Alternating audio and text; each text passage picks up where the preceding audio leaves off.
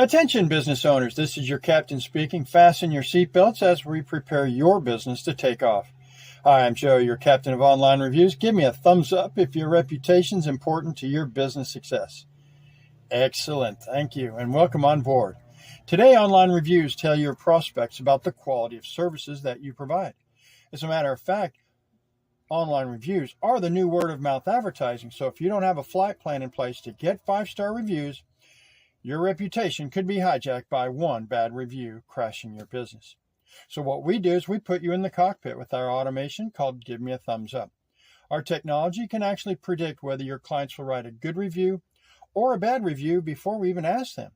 So if you'd like to learn more about this technology, book your flight with Captain Joe today so that tomorrow you can sit back, relax, and watch your 5-star business take off.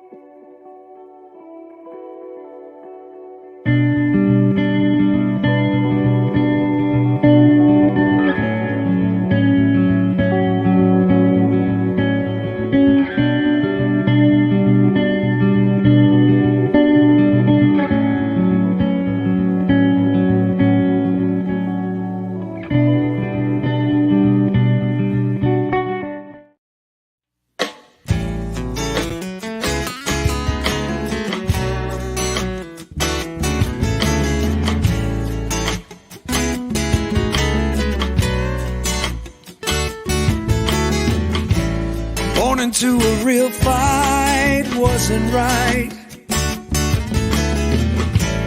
Where can she dream here? You just watched a commercial for Martyred Angels.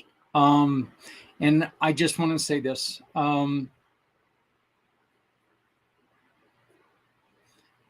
Bladen would have been 16 years old today. The reason for Martyred Angels would have been 16 years old today. You'll see that commercial a couple times tonight. You're probably going to see that commercial quite a bit more than even me because we've got a very, very busy show. But I have to say this. To the Vogels family, I send my love to you. I send my respect and I send my support. And I ask you to please, if you have never, ever checked out Community Pay It Forward program, try it today. Make a small purchase. If you're in Greeley, Colorado, go check out Bulldog Pub and Grub. If you're looking for a website, call Mr. Z. And simply use the QR code in this commercial and help John continue to do the work that he does in honor of Bladen.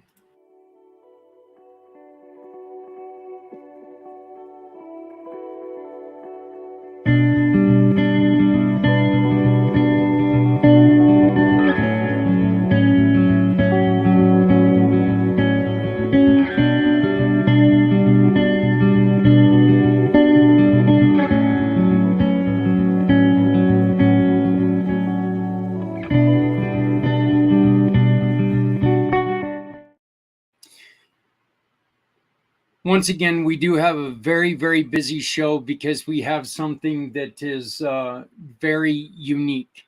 A lot of people have heard me about my job as a button monkey. I'm the producer of a wonderful show, the Reverend Whittington Paranormal Ministry, on Monday and Friday. And it's a goofy show. It's a fun show. It's a paranormal show. Y'all know I'm married into the paranormal, so now I'm paranormal as well. And if you didn't know that, guess what? I have proof because we got the magazine to prove it. And if you look down here, let's see, right there is a beautiful person. That's my wife. And then next to her is some goofy looking guy who's trying to be some type of a rock star in a black shirt and black tie. I don't know who the heck that would be. But anyway, we're going to play a replay of the show that they had on Monday. Why? Because Eli Roth presents the League of Exorcists tomorrow on the Travel Channel, and the replays the next day on Max. Okay. Am I excited? Well, I know television stars now. Well, of course I'm not that excited about that. The thing is it is kind of cool for Shawn. It's kind of cool that they get their story out, and it's really kind of neat. So you know what? We're going to do my great friend Shawn Whittington and all of his wonderful partners. Look, if this was the first time that you ever had a chance to watch anything about the Rev, check it out. It's fun. Okay. He wears the tie, you know, the shirt with the white tie in there. He's a seminarian. God, I hope I said that wrong and I didn't just call him a cuss word.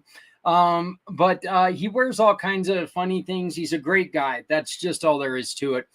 It's a great show. It's a lot of fun. So if you've never watched it, please, please, please stick around. Second hour tonight, right after 2 interviews that I conducted earlier today. You're going to be able to tell I conducted it earlier today because I'm still wearing the same shirt. And boy, does it stink. Oh, wait, that's the dog. God, I hope that's the dog that stinks. Anyway, so the first interview that we've got is our brand new, and I am so excited for this because we didn't have until now.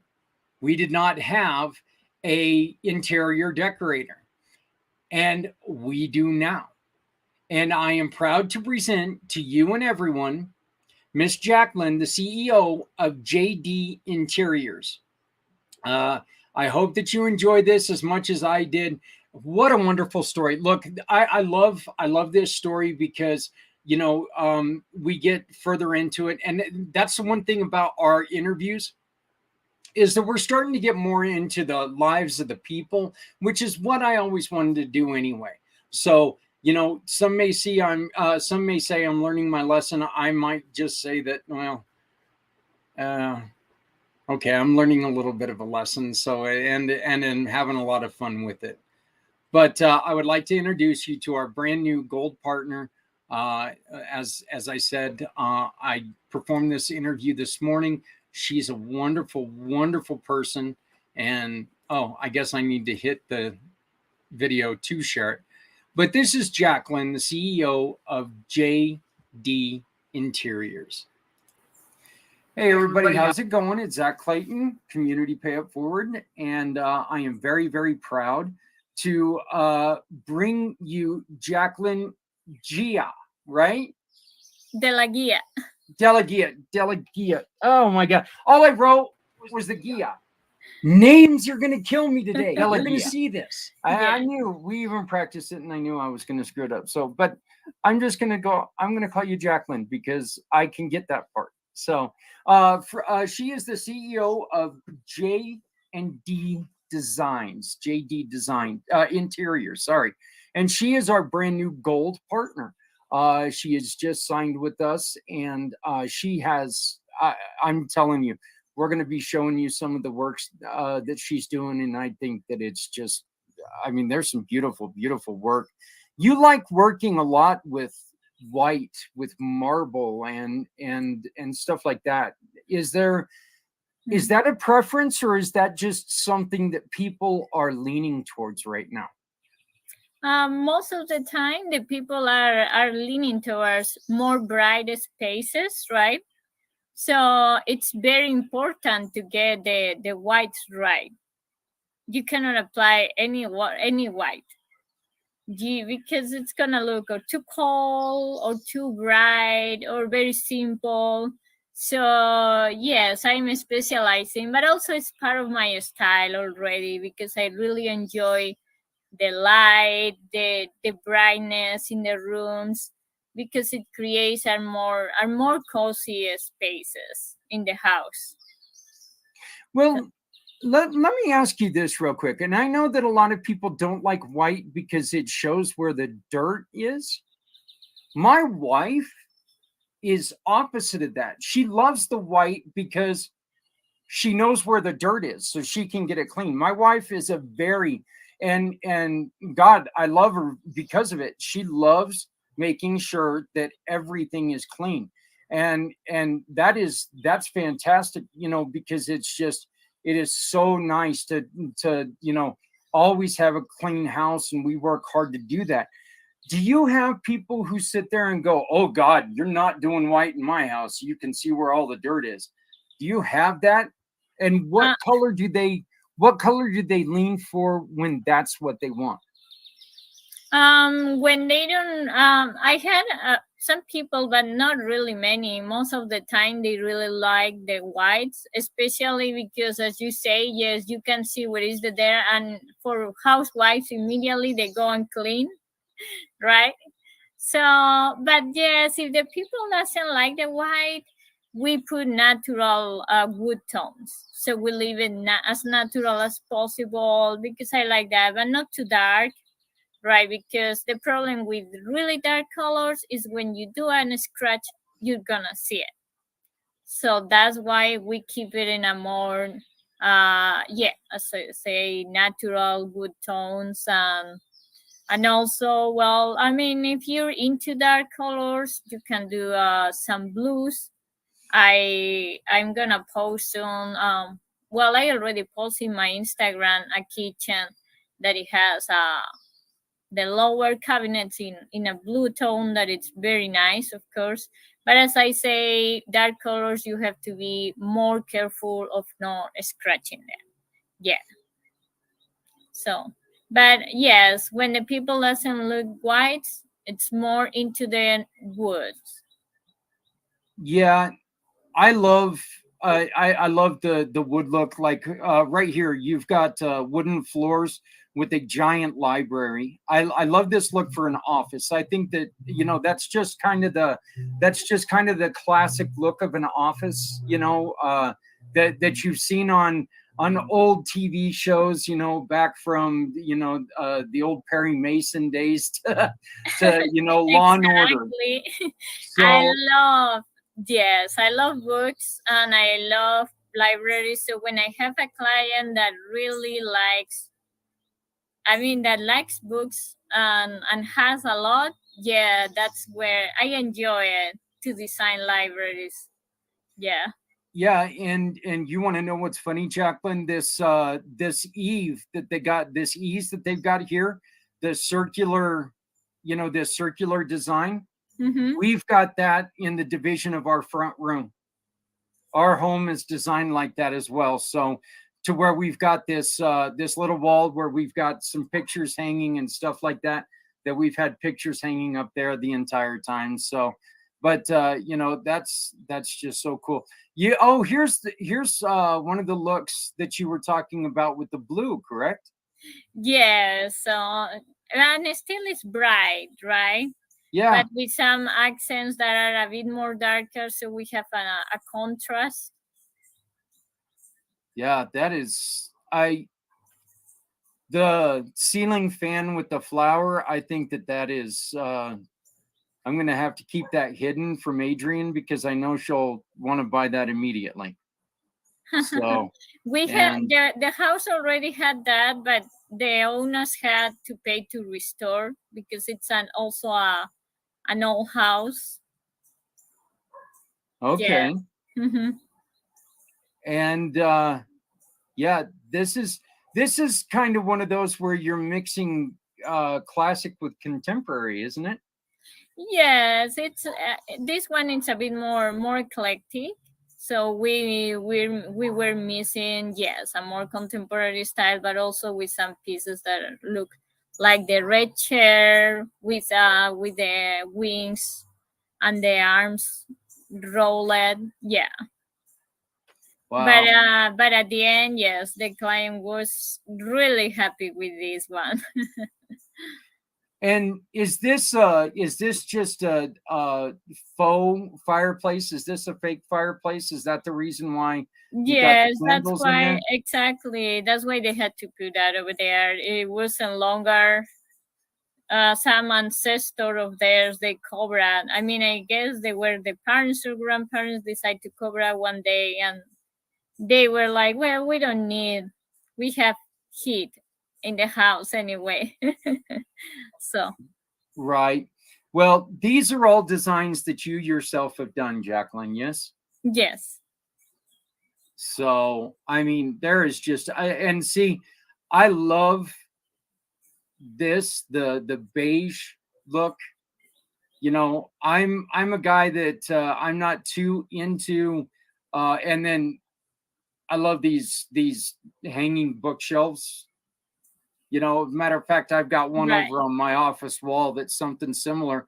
It's a corner one, but you know, I mean, so please go and check out all of the designs right there on www.jdinteriors.net, or you can of course find them on our website, which is Community Pay It Forward. And all you got to do is type in JD Interiors, and it's going to pop up. You can also just look in the discovery button, the discovery place for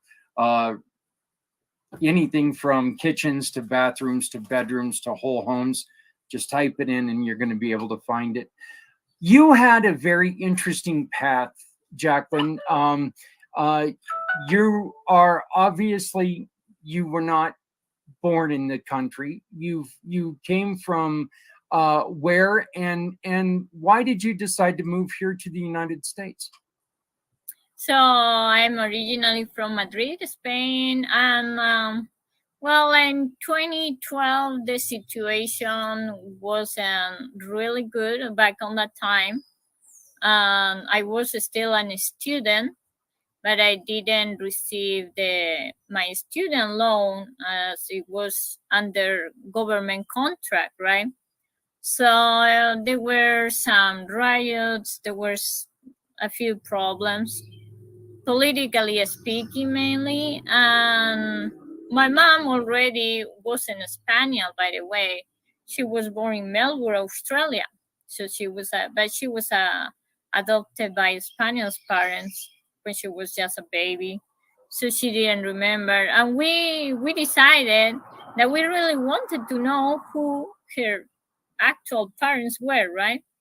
So that's why she just sold everything, and we left together the country. We went to Australia first. We met my grandmother, so her mom. And after 3 years, we studied there. That's an awesome country as well, Australia, by the way. I recommend to everybody to visit. Visit Spain, of course, because right now it's much better. Thanks God, things always change. But yes, Australia is the other home country where I live, and I can say thank you to that country, and I study thanks to them. Obviously, I could finish this career. And after a while, we just were like, why we don't go to United States and see what's going on in there? So it was more an adventure for us rather than a forced choice when we came here. And when we realized we are here for 8 years, because we've been visiting, this country is big, and we were New York, California, we've been in Colorado as well. So we were amazed, right, by the freedom, by the landscape, by everything, honestly. Yeah. Not just, of course, it was easy sometimes to find a job, sometimes it wasn't, but besides that, I'm meeting all the people that we met along the way. Yeah, it's been a beautiful experience these 8 years in this country. I can say that for sure. I think a lot of times that we as Americans, we do neglect and overlook the freedoms that we do have, and we really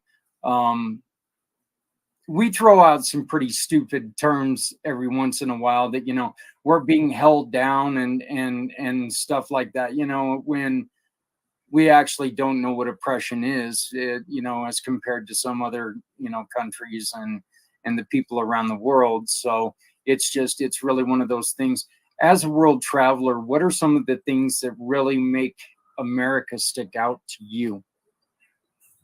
I mean, mainly, yes, the country itself. When you drive, you just see every single every single part in the world in here, right? You see a desert, you see a forest, you see something tropical. It's just amazing. And also we were amazed about the nature itself too, how resourceful is the country, right? That you don't need anything from anywhere else, right? We from outside, we truly appreciate all the things that offer, right?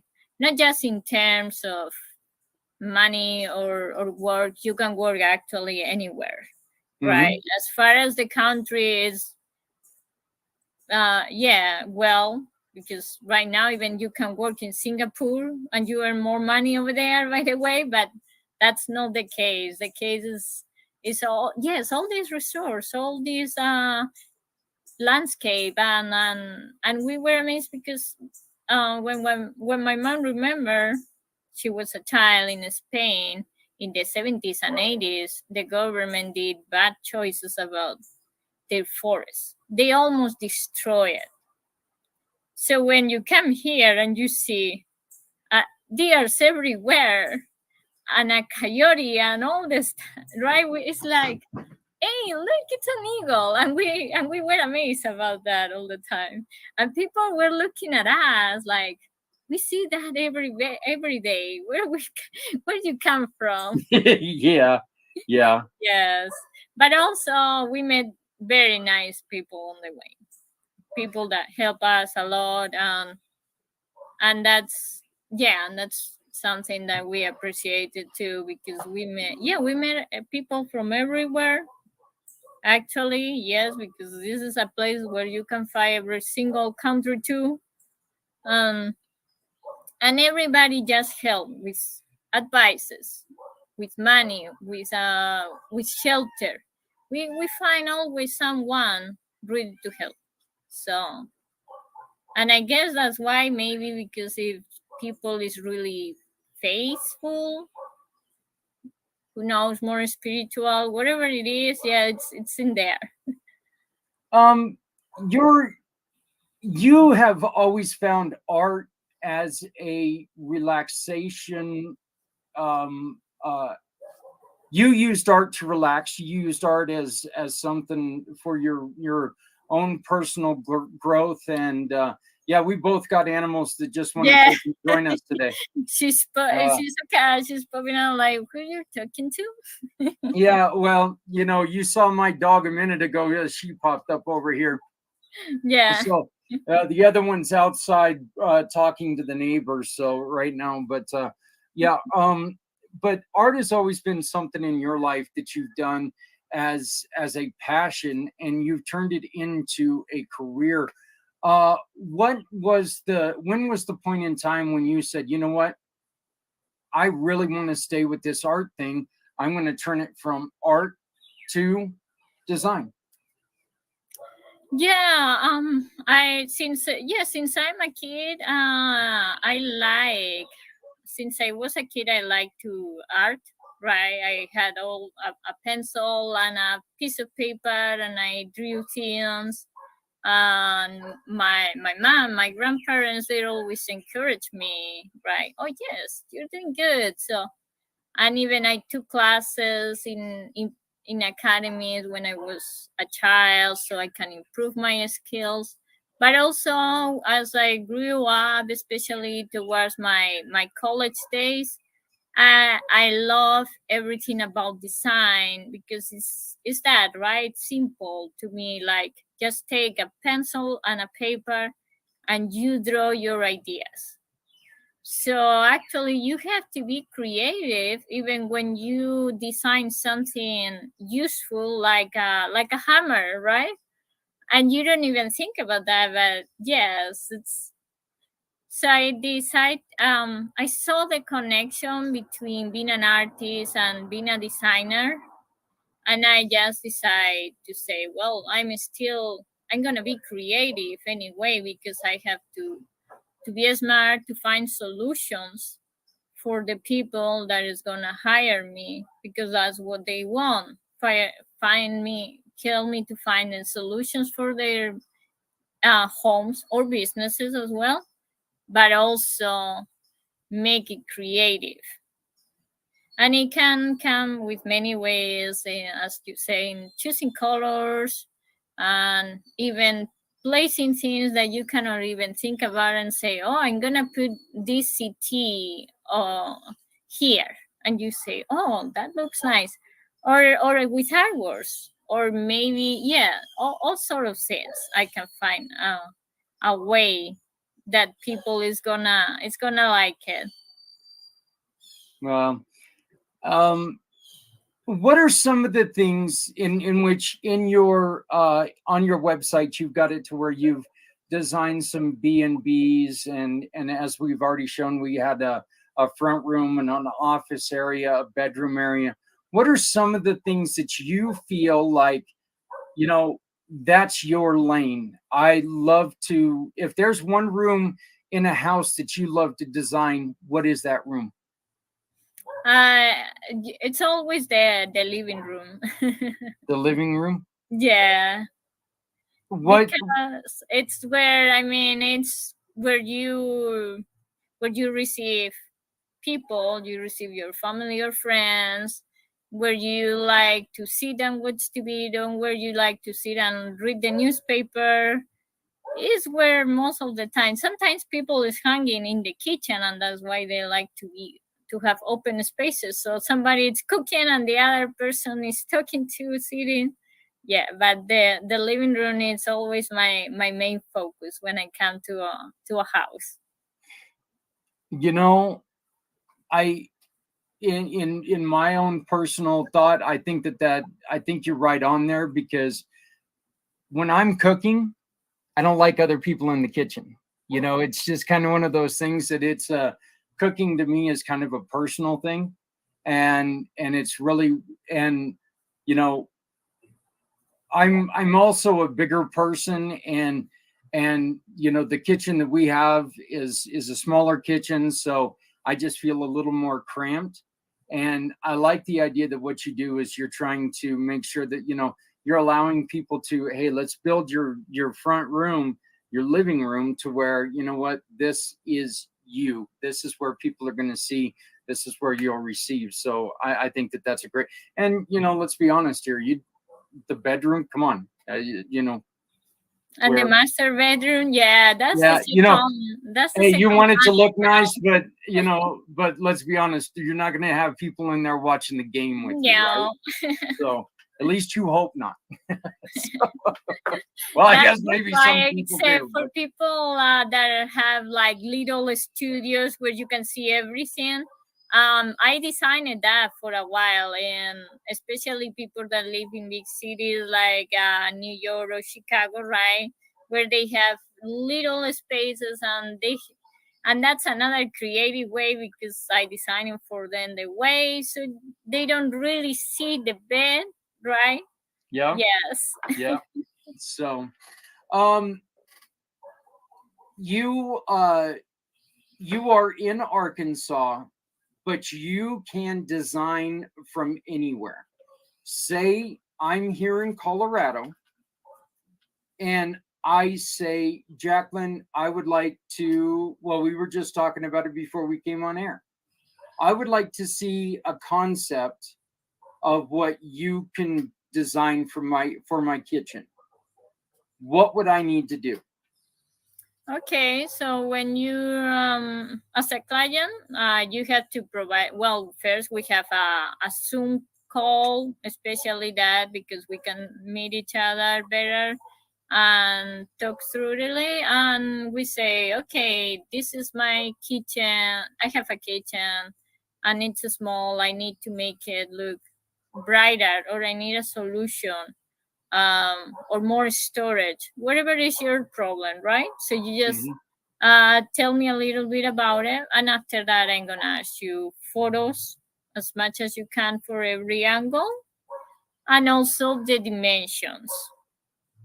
Yeah. Okay. Yeah. So from there we work on a concept first, and also, and if you like the concept, we just go to the design itself. Yeah. Okay. And do you have enough options to where people of any budget can really talk to you and get something done? Is budget restraints one of the things that you really try to work with?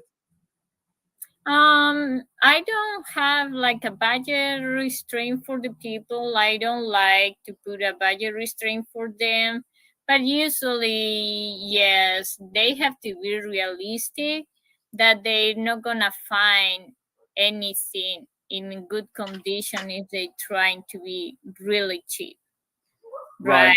So I say, let's try to make, I can make a home for 5,000, for example, just the furniture, with some artworks. I did that with a person that was struggling with an Airbnb. They were on a budget because they spent more money on the renovation, but they wanted to still make it nice, and everything was for just 6,000, and very nice, good quality still. Yes. So that's why I try to make the people understand that even we can reuse wherever they have at home as well. If there is a piece that they love it, we reimagine the piece too. So yeah, this is great, and I am so happy that you're part of the family now. I welcome you to our family. I welcome you to the program. I know that we're going to do some wonderful things together. You will be giving a percentage of every job that you get hired for through Community Pay It Forward to the cause of their choice. Jacqueline, what are some of the things that are out there? What are some of the causes that you see that you've experienced that are your heart? What pulls on your heartstrings? What are some of the things that you see that you go, I wish I could do more to help them? Yeah, sometimes you can see, I can see very sad situations or people that are struggling, because anything can trigger the stress or the depression, and we have to watch out for that and make sure that people receive the help that they need. So that's why sometimes I'm like, yeah, I want to do more for the people, and I would like that the people ask for that help anyway. Yes. Well, with your help, hopefully we're going to be able to get those people the help that they need. Yeah. All we need to do is make sure that they understand that we'll do our part. Just make sure that you don't let it get too far, because the further you let it go, the harder it is to get out of that situation. So make sure that you reach out to us, and make sure that we work to together to make this a positive and really try to get in front of all situations. Jacqueline, thank you so much for reaching out to us. How do people, and joining us, how do people get a hold of you?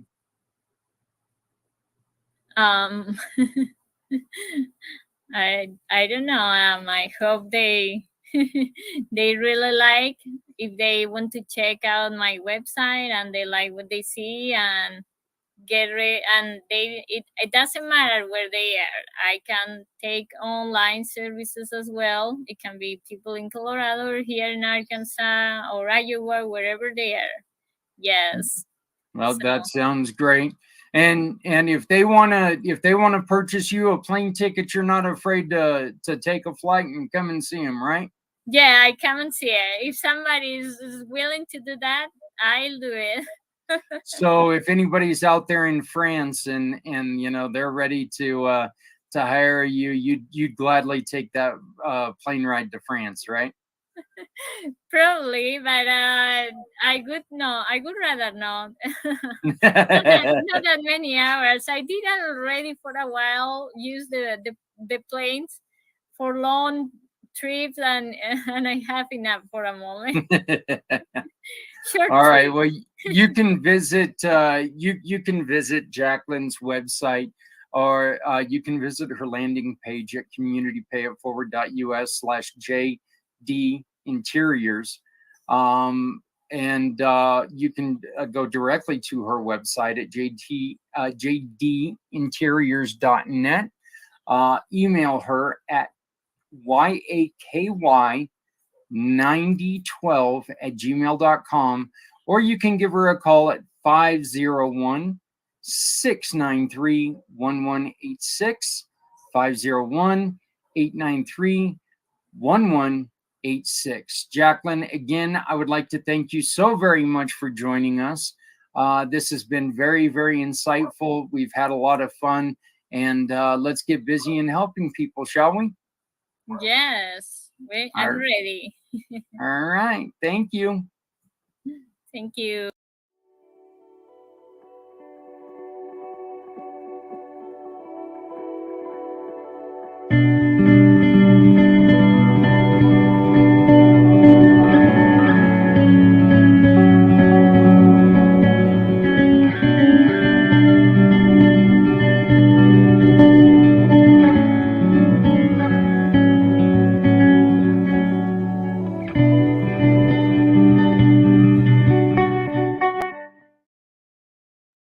Hey, everybody. I'm Zach Clayton with Community Pay It Forward. I am here with a brand new friend. We met yesterday and we hit it off, and we're trying to figure out exactly how it looks, how the partnership looks, and we've really got a lot of things that we're talking about and hoping that maybe we can even help this young lady get here and continue to do something that she was passionate about before, and hopefully we can help her get that passion restoked. But I'm proud to bring you Kat Matakiti. Oh, and I still Matakiti. That's good. Okay, so that's good. I think I actually did better on that one than I did the earlier interview. I completely butchered her name, and hers, I just forgot pieces of her name. That's all there was to it. So, but Kat, how are you doing? I am good. I'm good. I'm happy to be here. Actually, my headache is fading away right now, so that's fun. Well, laughing at big old fat guys, that helps. It helps headaches. So probably. Yeah. Probably. So, but I'm happy that you'd have me on. I feel honored. Thank you. Well, like I said, I really enjoyed talking to you yesterday. I thought that it was very refreshing that some of the stuff that you're doing. You right now are concentrating on doing a lot of copywriting and helping people in a way that a lot of people, including myself, really need help. And that's that's maintaining contact and interest within their companies. What and we're going to be talking about where you were at before, but what brought you to do this? I started it just because I needed something to do at the moment, and the only thing I enjoyed was writing. And I didn't want to do something I wouldn't like, so I was like, what can people do with writing? But what brought me to where I am right now is I started learning about copywriting and I fell in love with it. I used to write creatively, but I learned about copywriting and how you really have to understand human psychology and understand people in order to evoke some sense of need, urgency, desire, whatever it is that will get them to make a decision. And as a creative writer, I really liked the idea of making people feel things. So what I was doing now, what I was learning to do at that moment was making people feel something that would make them make a decision. So it was an extra step to what was already a passion. But I just started because it was like, okay, I want to do something. I have to do something. What do people do with writing? And I Googled a whole bunch of things. And I had already done, not really marketing, but I'm going to call it like a little bit of marketing and social media and helping people set up like Instagram accounts for their businesses and things like that. It was very basic. I didn't even charge anyone for that. But when I learned about copywriting, I was like, oh, this is not temporary anymore. I really want to build something with this because I am now passionate about it. Copywriting is kind of one of those things, Kat, that there is so much involved. There are so many different things that you can do. You can do something different every week, and you may not repeat another job for months, just because there was so much to do in copywriting. What are some of the things that you enjoy doing in copywriting the most? I enjoy the ideating part of it, where I'm really just sitting down and thinking of new creative ways to say anything, right? So the part where I really have to be like, okay, who is the brand? Who is the audience? How do these people communicate? The creative process I really enjoy. And I also enjoy writing conversations, which is why right now one of the main services I offer is email marketing, because that's just, we're talking. I get in your inbox and I'm like, hey, Zach, I'm Kat. This is what I do. This is what I want you to do. Click here. That can be a conversation. And I try to work with people that allow me to make it a conversation. So I think those two are my favorite parts of it. You and I also, we did talk that, that's one of the things with me, just getting there and making sure that email marketing gets out every day. It actually kind of, it's not kind of, there's not anything kind of about it. When you're a solopreneur, when you're the one-man show, it's damn near impossible to get it out every day on time on your own. You just don't have time to do it. You've got to, the old saying goes, you got to steal from Peter to pay Paul every once in a while. And that's, unfortunately, Paul, in my case, happens to be the email marketing every once in a while.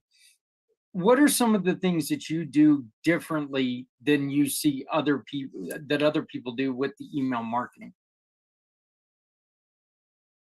I would say,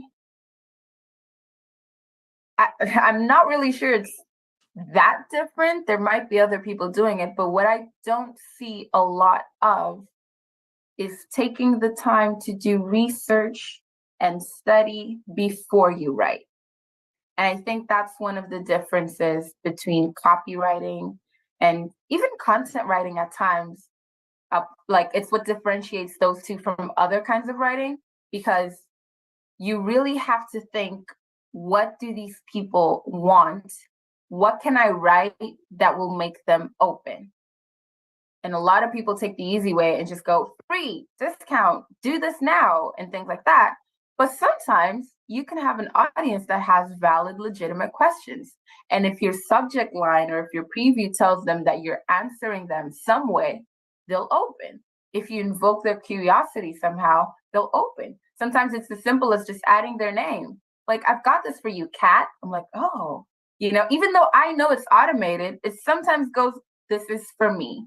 So there is a lot of studying that needs to happen in order for your copy to be effective, to be targeted, to be direct. Because I could write a great email, but it doesn't matter to you. When it gets to your inbox, you're not going to open it. So I need to study, who does this matter to? How can I get these people here? And people just do the writing part of copywriting. They don't do the research, the market analysis, and things like that. And I think that is one of my differentiators, because not only do I value the research, but I make it intentional in the sense that this has to sound like this brand and this has to matter for this audience. So it's not just about research generically, it's about making sure that these two elements are very well connected. Because I never want to start working with someone or with a brand and have their audience be like, this is weird. This is who's talking to me right now. It can never sound like Kat. It has to sound like whatever brand I'm writing for. So I think that's those are some of my differentiators, I'd say. I think one of the things I enjoyed most about your answer is when you first started talking about it, excitement came over you. It was just like, I don't know if you were excited about that question or whatever it was, but you sure as hell were excited about the answer, and I do love that. This is something that, and I don't mean to embarrass you or do anything that's going to embarrass you a little bit, but I'm going to brag on you, okay? I told you yesterday, you speak English with more elegance than some of the people I know who have been in America their entire life.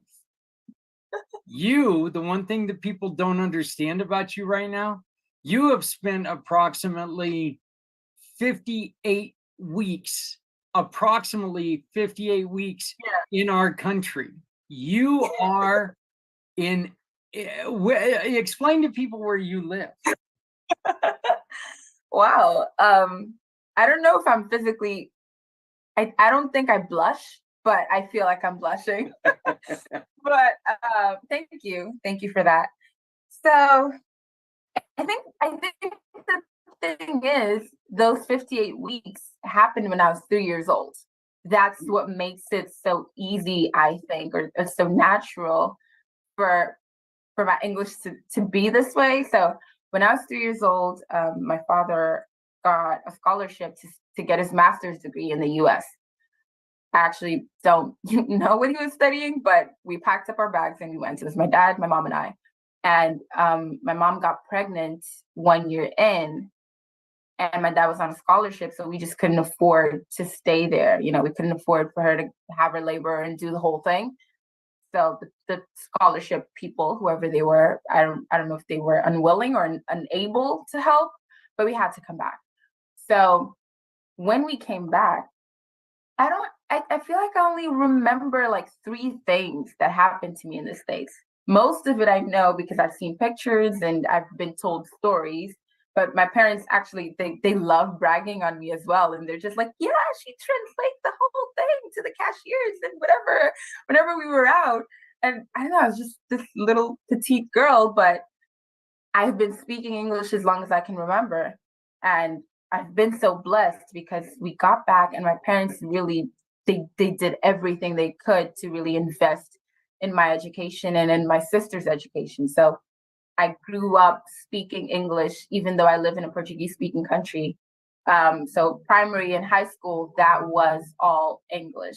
Especially the school I was in primary, it was so weird. They forbid us from speaking Portuguese on school grounds unless we were in Portuguese classes. So, I grew up speaking, thinking, dreaming, praying in English, and I loved reading. So, sometimes I borrow books from school. I consumed American media just because, it's everywhere. And that's just sort of been a lot more comfortable for me and a lot more natural for me. And it's also why, even though I'm still in Mozambique, I prefer to work with people, with friends, to make friendships and connections with, Americans, Canadians, English people, or whatever, because one, I did get better with my Portuguese since leaving high school, because after high school, I wasn't studying in Portuguese anymore. So I did get better.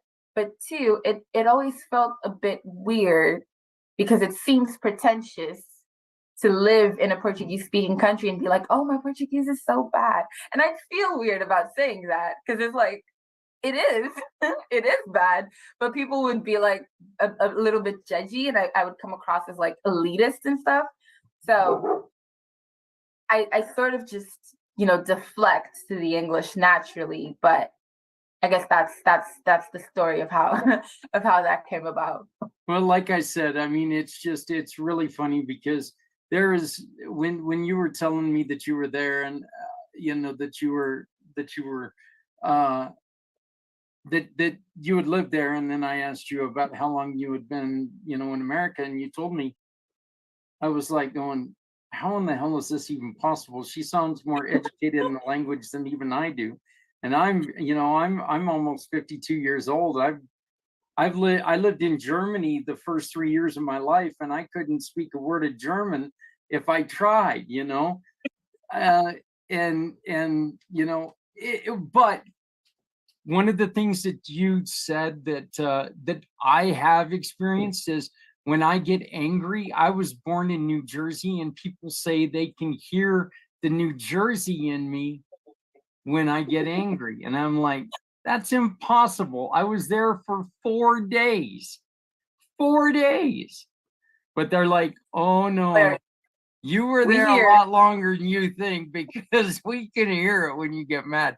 So, but like I said, it was so unique to me that, even when, I know people who moved to this country, and they've done a wonderful job learning the language and working within the language. And you truly do. You speak it so eloquently. You do such a great job with it. And it really did shock me to find out you spent so little amount of time here.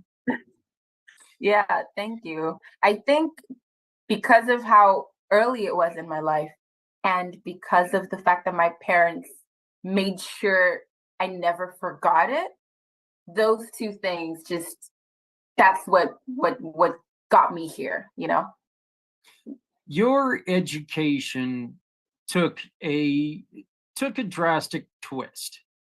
You had a very, very difficult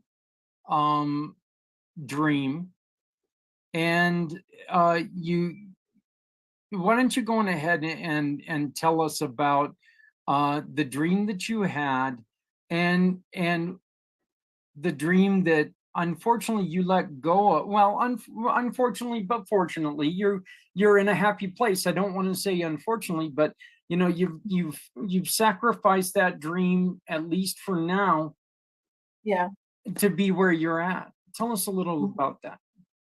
Can I just say, you're a great interviewer? I mean, it's not like I've been interviewed a lot, but I really like that. You're okay. Anyway, so yeah, I wanted to be a doctor, and that was my dream for most of my life. I feel like a lot of people, when they're children, they just sort of change like dream professions every day or every month. But I always I remember being 6 years old and being like, I want to be a doctor. I'm going to be a doctor. I want to study medicine.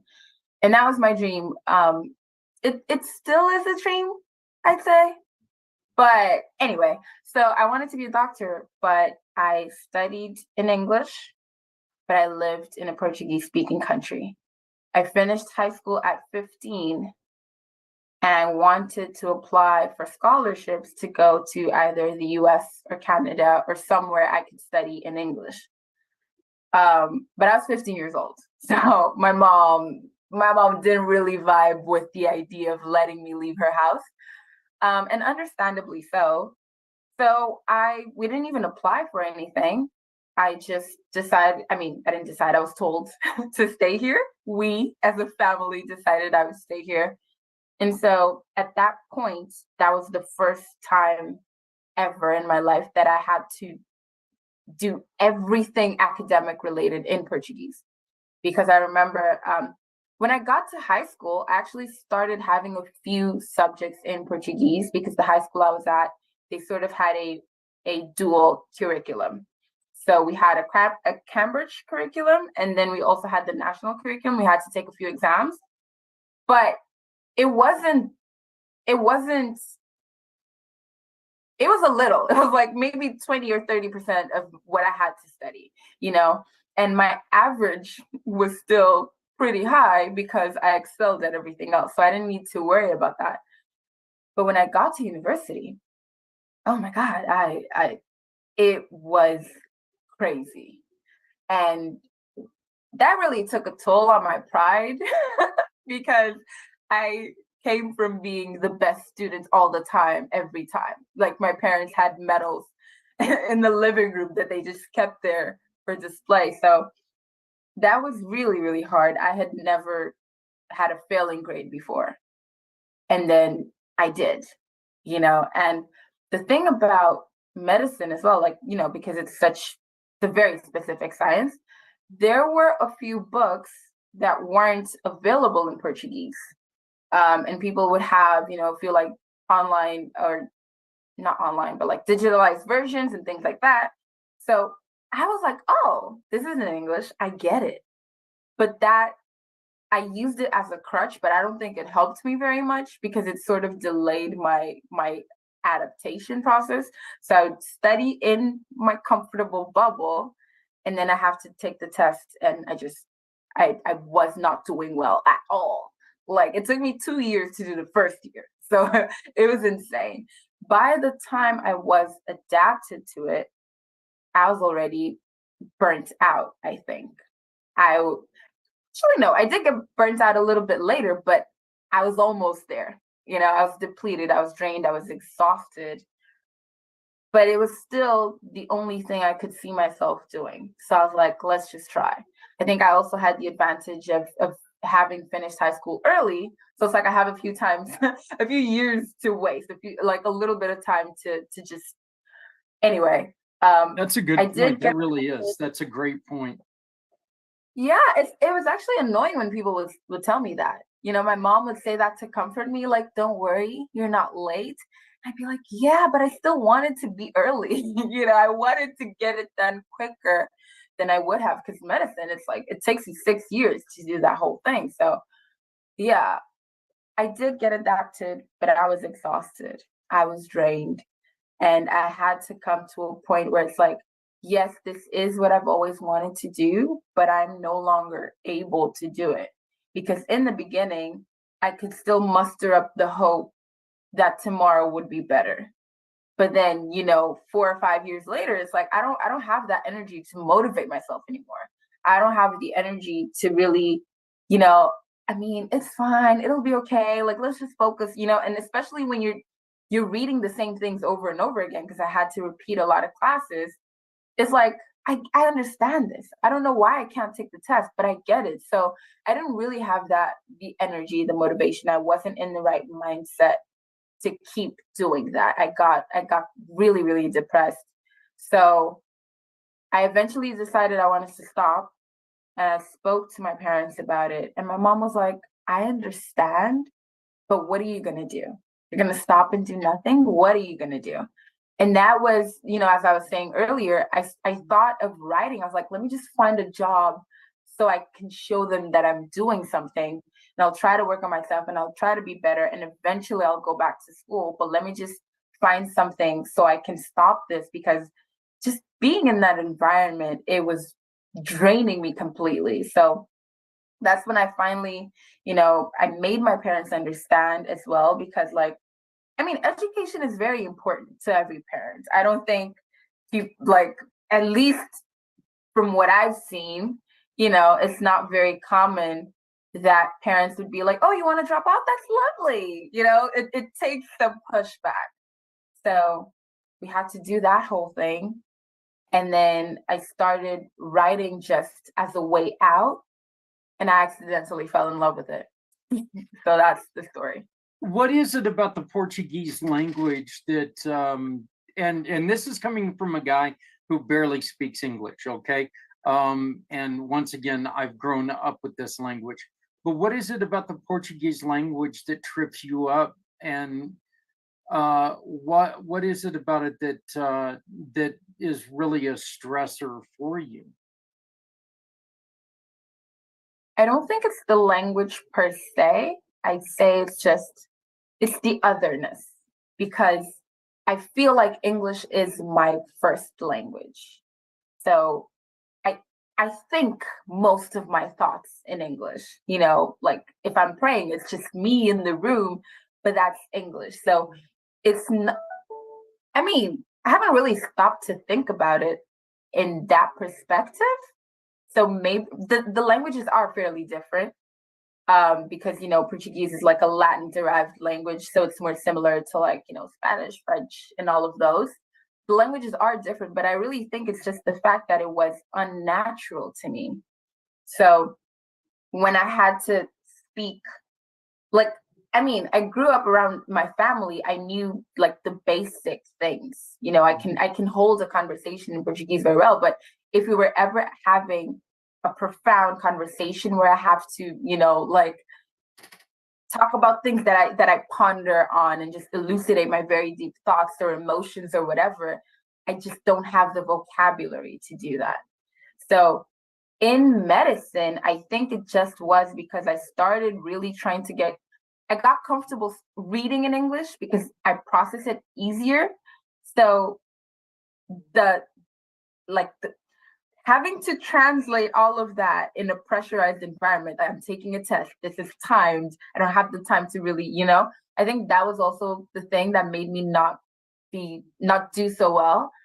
So, but yeah, the thing with Portuguese, it really is just the otherness. I'm not very familiar with it. Like right now, I've had to go to therapy and like just relate with my family. I've been in university for quite a few years, so it is better than it was when I got to school first. But even therapy, it's like I can't really express all the things that I'm feeling and thinking, and you know how I make decisions in Portuguese, because it's not my natural language.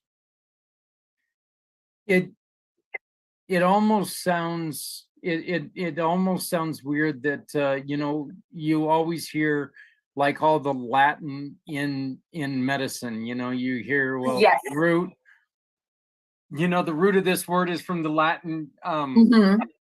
It almost seems like it would have been a natural thing, but you know, the thing that I'm the thing that I'm respecting most out of this is that, you know, you had this, you still got the dream. It's not like you've given up on the dream, but you knew that there was a point in time when you go, look, I'm not quitting, but yeah, time the hell out, you know, hold on a minute, let me catch my breath. And I think that's so important because burnout's burnout. Okay, burnout sucks when you're a little burned out. It sucks when you're a lot burned out. But if you're completely burned out, your life just sucks all about it. Yeah. So yeah, I respect the fact that you took the time and you said, not done yet. Don't, you know, don't think I'm where I'm at, where I'm going to be. You know, give me a minute, give me some time. Yeah. And you know, so folks, this is one of the things that I was talking to Kat about, and I hope that you guys really like this idea. You guys can see how bright this young woman is. She's extremely bright. She's extremely energetic and extremely, you know, just wanting to take over the world. We need this. Okay, we really do. So one of the things that we've been talking to Kat about is having her join the community Pay It Forward family, in which she's going to end up joining the community Pay It Forward family as a business. We're we're pretty confident on that. But what we would also like to do is we're going to bring her in as a mission partner as well, and we're going to try to help her continue her education and, you know, build up that age thing a little bit to where mom's never going to be comfortable with you leaving the country. She's never going to be comfortable. Okay, I want you to know something, sweetheart. My son is in Japan. He is 29 years old. I still freak out every day. And this is my boy, okay? This is my son. And you know, I hear the words tsunami, or I hear the word earthquake, or I hear the word North Korea's firing missiles, and you know, big tough dad becomes a you know, blubbering idiot. Is my son safe? Where's he at? You know, and you know, I'll call him and he's like, Dad, I'm in South Japan. And I'm like, going, okay, what the hell is that supposed to mean? He goes, Dad, this was like in the north tip of Japan. Okay, calm down. It could have hit there and I would have never even known about it unless you said something. So just calm down, you know. But I'm just telling you. You have Japan on Google. Yeah, your mom is going to, you know, you can be 25, 28, your mom's still not going to, you know, go, oh, just do it. So I'm just going to warn you now. But we do want to help Kat. We want to help her continue when she's ready. And that's the great thing about this is that right now you found something that brings sunshine to you. You found something that brings happiness to you. And it's also something that can lead to, look, I know a lot of people who write just to relax. That's what they do. They sit down. Really good friend of mine just left the house a couple hours ago. He sits down every night and he writes at least a chapter, or what was it, 1,700 words, or 1,700 words every day to write stories. And he's a really good friend of mine who's the founder of Things, which is a paranormal group. Cool. So yeah, I'll show that up. He was kind enough to bring this. You can see that cool.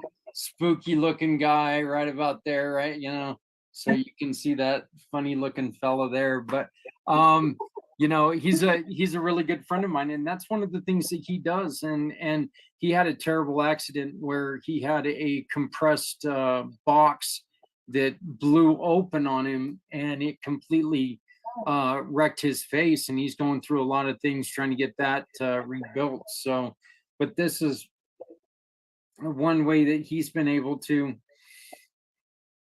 maintain his sanity and keep up with his dreams. So, you know, our goal is that we want to bring Kat in as a community pay it forward giving partner, but we also want to help her and help support her to continue this medical this medical dream, because one of the things that we've been talking about, and especially on Footprints Forward, which is our show about suicide and mental health, is that we need good doctors.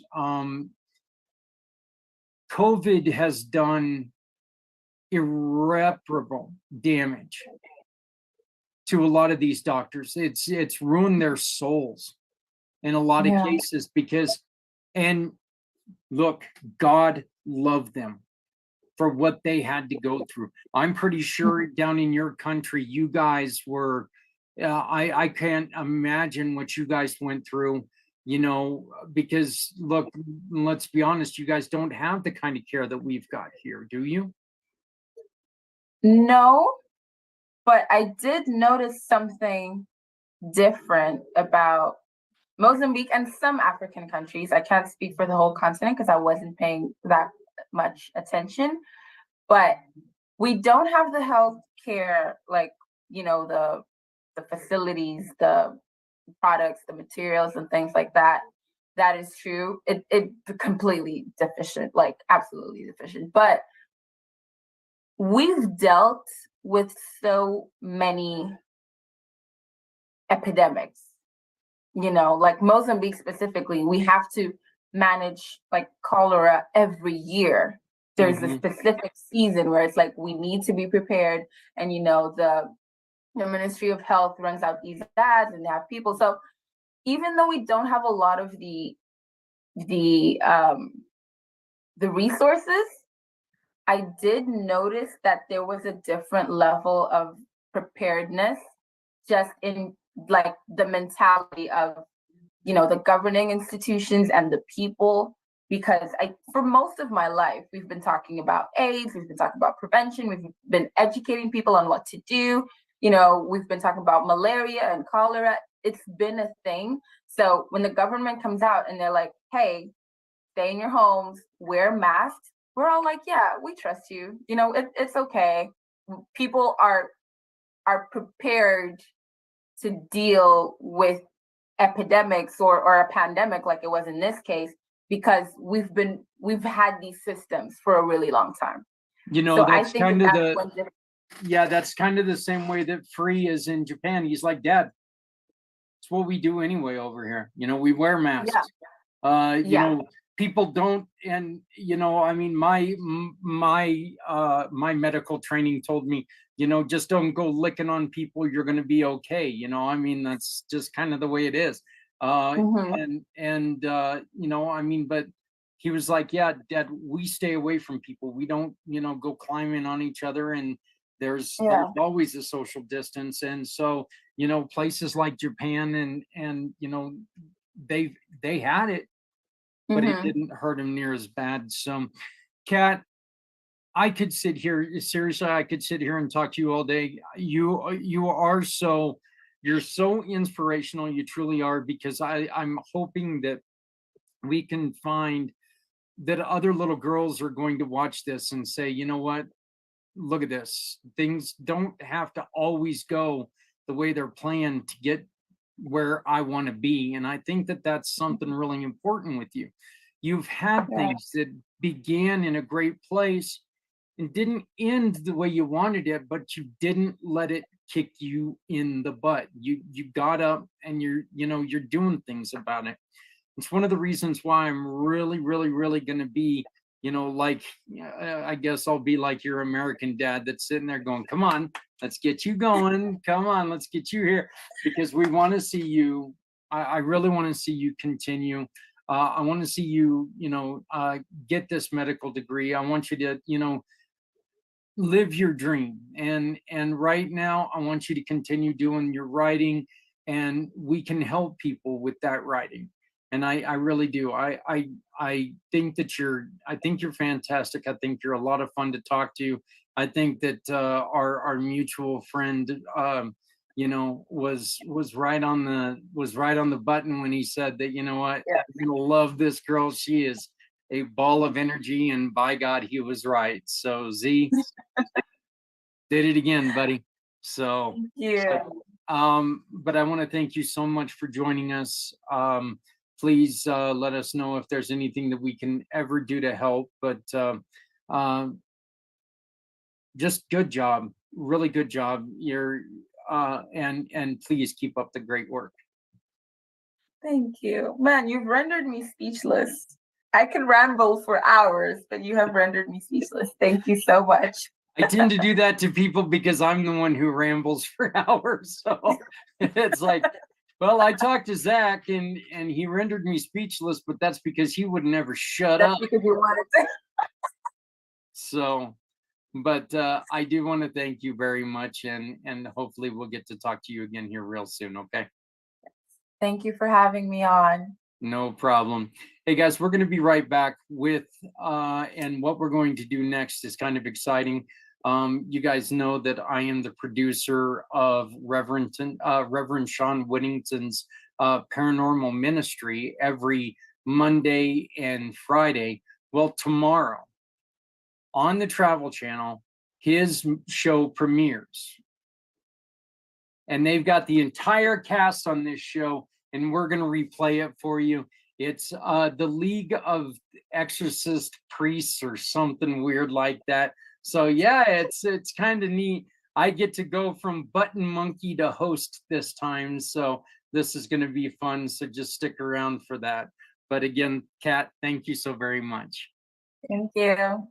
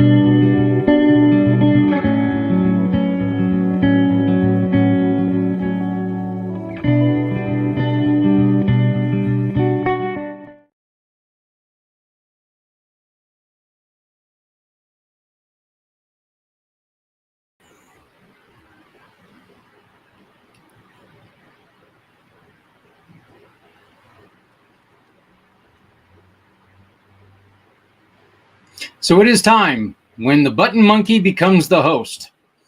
Kind of excited for this. Once again, this is a show where for the past year and a half, I've been the producer of Reverend Shawn Whittington's Paranormal Ministry. She just cannot stay out of the show. I mean, she just cannot stay out of the show. She just loves you guys. So, you know, oh, she just noticed herself on the show. So now she's like, oh, good. Anyway, tomorrow night on the Travel Channel,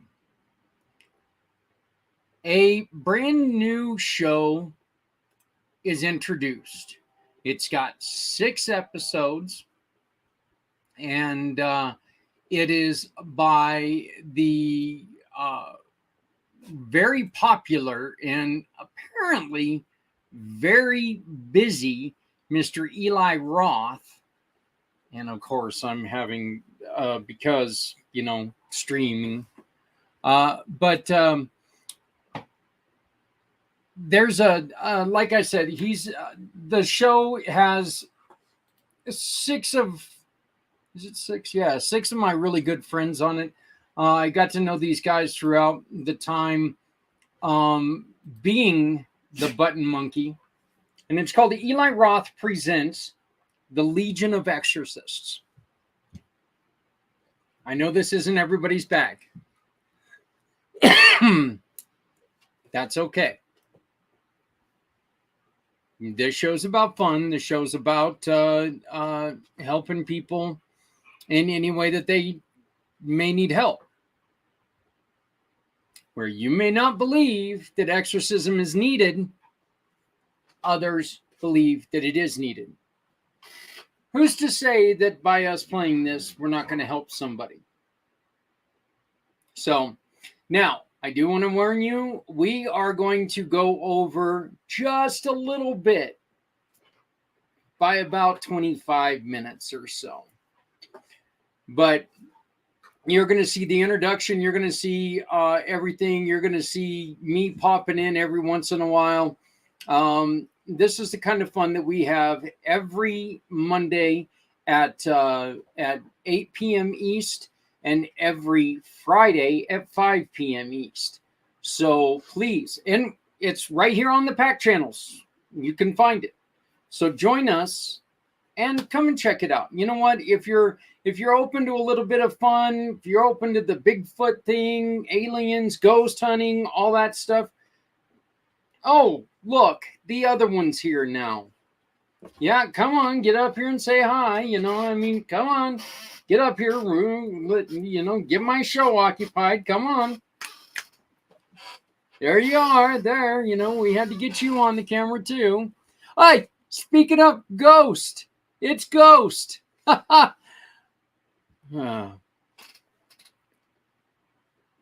Tomorrow, 8 p.m. East, Eli Roth presents The Legend of Exorcists.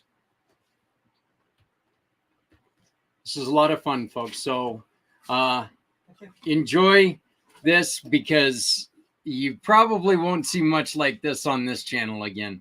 You know, that darn reverend guy. So, but here we go. Evil is on the rise. Demons battle to possess our souls and drag us one step closer to hell. But now, there is a gathering of spiritual warriors who defend us against the devil's minions. Go back to hell! Saint Michael the Archangel, defend us in battle. And unite to banish the demons in our midst. This was the case that opened my eyes. This 17-year-old girl was so distraught that she would do anything to talk to her dad one more time. Disturbing things started happening. You could feel the presence. It was just terrifying. We ended up having our very first demonic experience. It frightened me. It frightened me to the core. Demons wait patiently for the ultimate checkmate, the rise of the Antichrist, which will lead to the final battle between good and evil. Until then, the spiritual warfare will continue. These are the true stories of the Legion of Exorcists.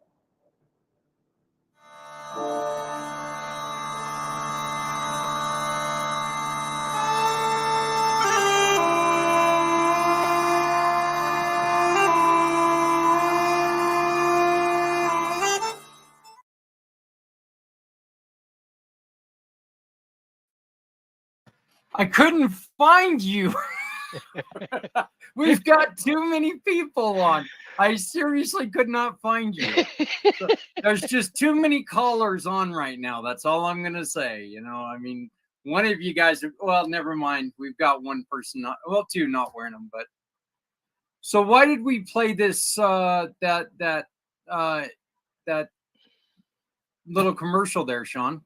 Well, you guys tuned in to the Paranormal Ministry tonight. I'm your host, Shawn Whittington. I'm a seminarian in the United States Old Catholic Church. And if there's anything you want to know about me and my wife and our ministry work, go to our website, www.ghost-b-gone.biz. It's all there, including my new book, which came out this weekend. This is going to be a very, very special night, and that's why you all tuned in. The trailer you saw at the beginning of the show that Zach played is the new horror paranormal reality TV series that premieres this Thursday, June 1st, on Travel Channel, Discovery Plus, and Max at 10 p.m. Eli Roth presents the Legion of Exorcists, and I am blessed to be a part of the project, a cast member, and I am also very blessed on this Memorial Day, and happy Memorial Day to each and every one of you. I'm so blessed to have the entire cast on the show tonight. So without further ado, I'm going to bring them on, and not in any particular order. But first up, I love him. I respect him. He's literally my bishop.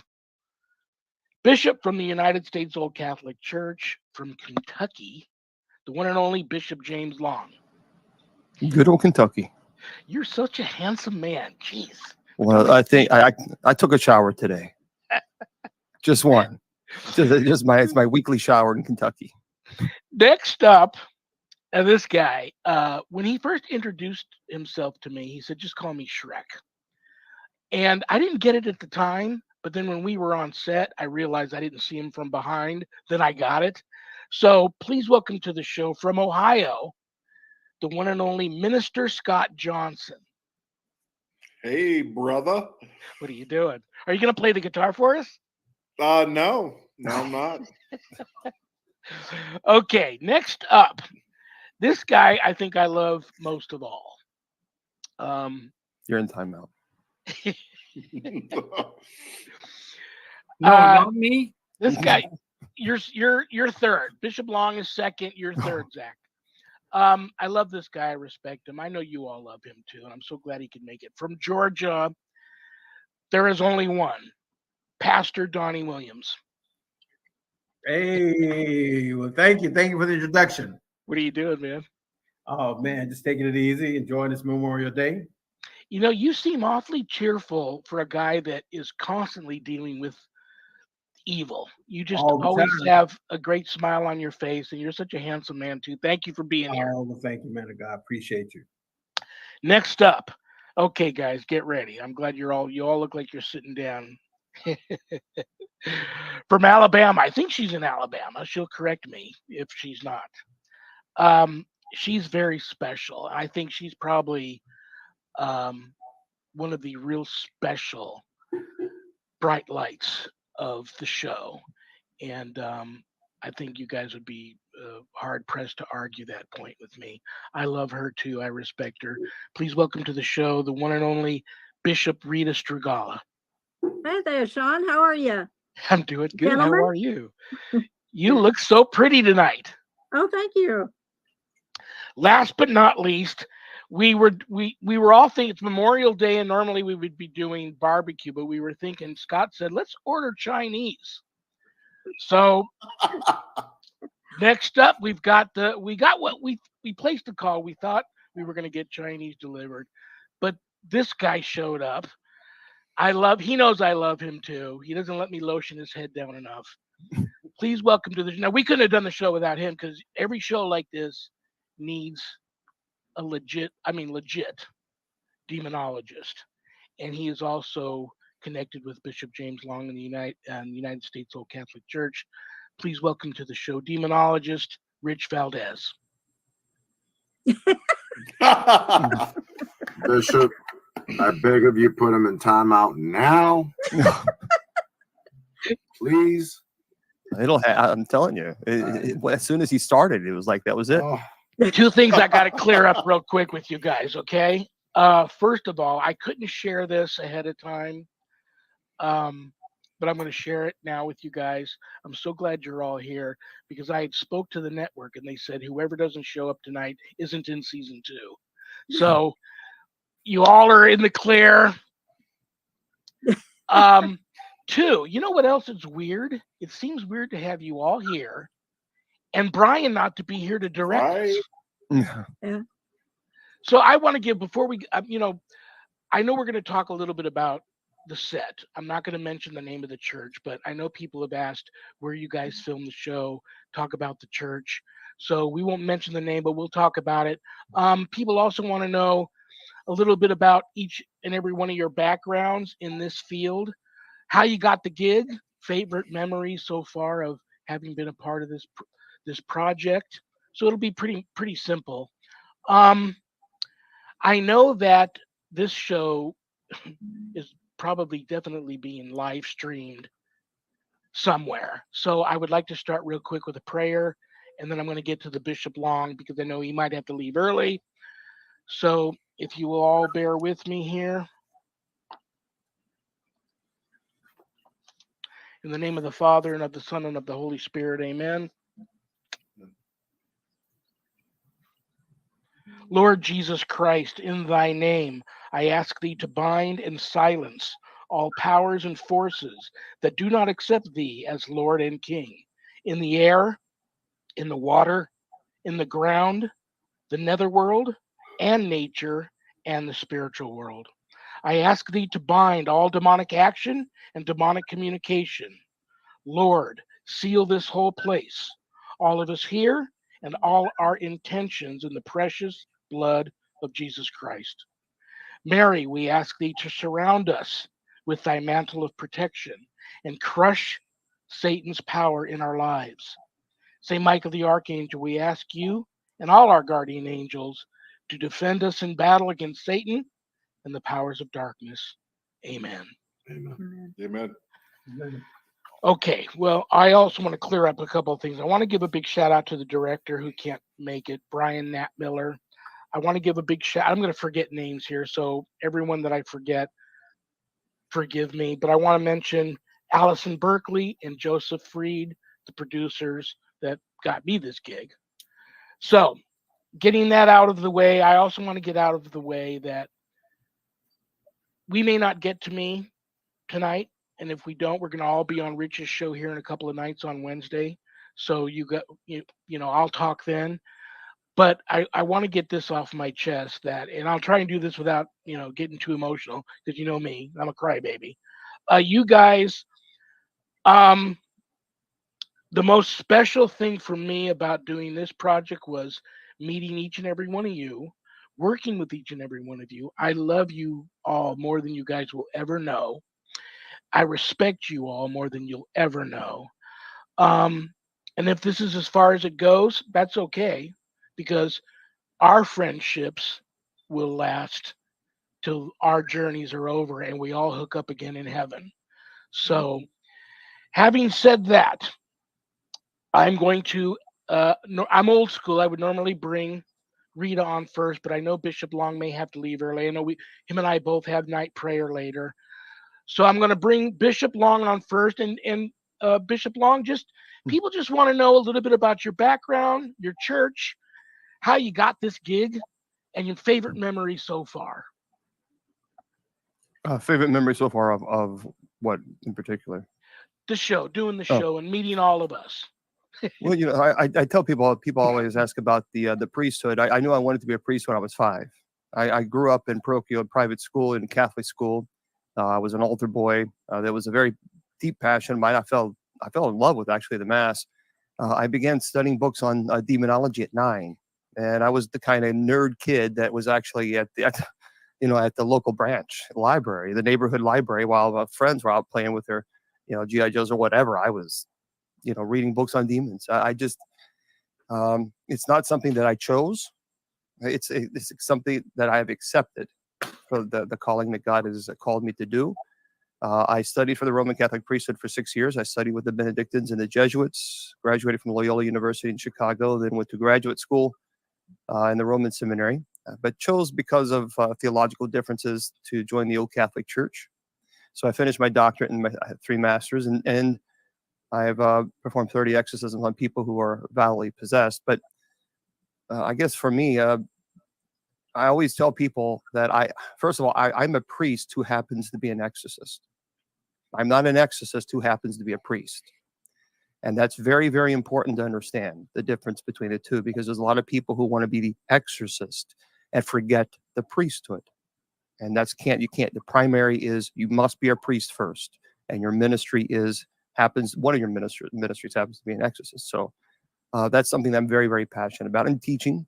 And I think that my fondest memories is I love learning about the diverse groups of people, the cast. I love that because we all can talk about our personal differences and theological differences and life experiences, and that's so important because I've learned in life if you think there's only one way and only way to perform an exorcism, that's it. You have to do it this way. Then you'll have a really difficult time, because I've learned that People from all walks of life and faith come to me, and you have to be ecumenical. You have to work with other denominations. I'm not a shaman. I have no business performing shamanic rituals or a Muslim so you have to work with people. You have to be ecumenical. And I think that's what's great about this group, because it's very rare. Over 2 decades ago, I went public with my ministry, the Paranormal, and it was only me and Father Andrew Calder. It was just us. That was it. And so I love the fact that we're so diverse. That's really, really a blessing, because this is truly unique. And I will add to that, Bishop Long, that I remember, guys, come on, I'm in the seminary now. I'm hoping to be a priest one day. I mean, it doesn't get more special than that. Doesn't matter what happens for me with the show at this point, because, God, this is all God for me. I put all that, I still get people wanting advice for paranormal issues, but all of the demonic stuff, I give advice if I can, but I try to find people in that area to take care of that problem. I've buried myself in the seminary work, and that's my focus now. I applaud you for that. I really do, Shawn. That tells me that you truly have a heart of a minister, because a lot of people would feed their ego. And when I talk to you about, hey, look, you gotta knock this exorcist stuff off. If you're going to be a seminarian, your primary goal is study theology, and that is the main focus that you need to do. And the fact that you did that after spending all the years that you have building your own ministry, that tells me the type of guy you are, and that's quality, and that's not something you can teach. Either someone has it or they don't. And when you did that, you said, yep, I'll if that's what you want. And I applaud you for that, man, because there's a lot of people in this field that no, it's all about ego, edging God out. And you didn't. You were like, okay. And you're a great example of people. It's never too late to learn. It's never too late. I mean, Shawn is, it might be harder to learn at 63. Well, come on, you're not you're in your 90s. Let's be honest. Come on. But I mean, seriously. But I think it's good. But he's doing fantastic. He really is doing. Shawn is doing great, and I'm impressed. And I really applaud you for focusing on your studies and doing you're it gonna make right. me cry. You're gonna make me cry. Make him cry. Make him cry. Make him cry. I love you, Bishop. You're gonna be a great priest. You're gonna be a great priest, Shawn. I love you. You know I love you. Right back, brother. Okay. Now the prettiest one on the set. Scott.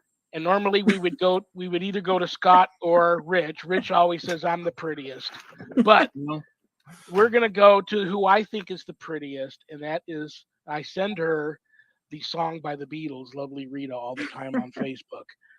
Bishop, lovely Rita Strugala. Rita, people, I think I probably got more questions about you than anybody. And people just, here you are, the one woman on this set of crazies.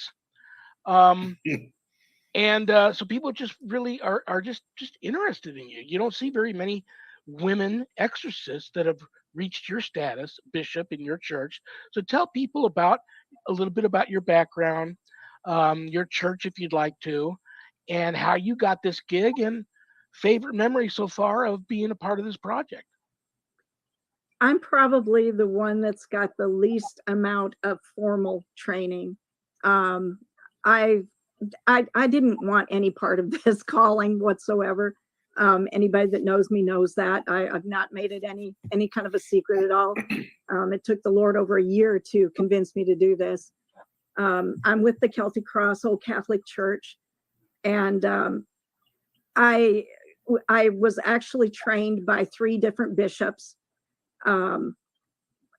It just all came together. The Lord knew that I was not going to take any steps forward to do this myself, because I didn't want the calling. I didn't want to do it.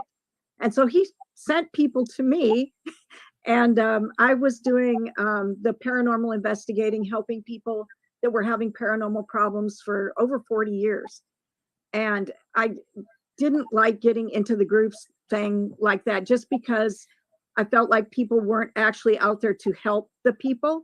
They were out to tell them, yeah, your place is haunted or not, and then have bragging rights with pictures and EVPs. I wasn't about that. I wanted to help people. So when the Lord put, Bishop Gibson he literally asked me to be the person that would, because I was getting them anyway, was the demonic calls and things like that. And he needed somebody to investigate for him. He knew I had 40 years of, paranormal and all that stuff behind me and that. So we started doing that. And it just so happens at that time, you mentioned a shaman. Father Art was a 5-generation shaman, and he came to our group. And so I learned a lot under him. And then Billy, Father Billy Duck, he's now Bishop Duck. So I had three of them to learn under.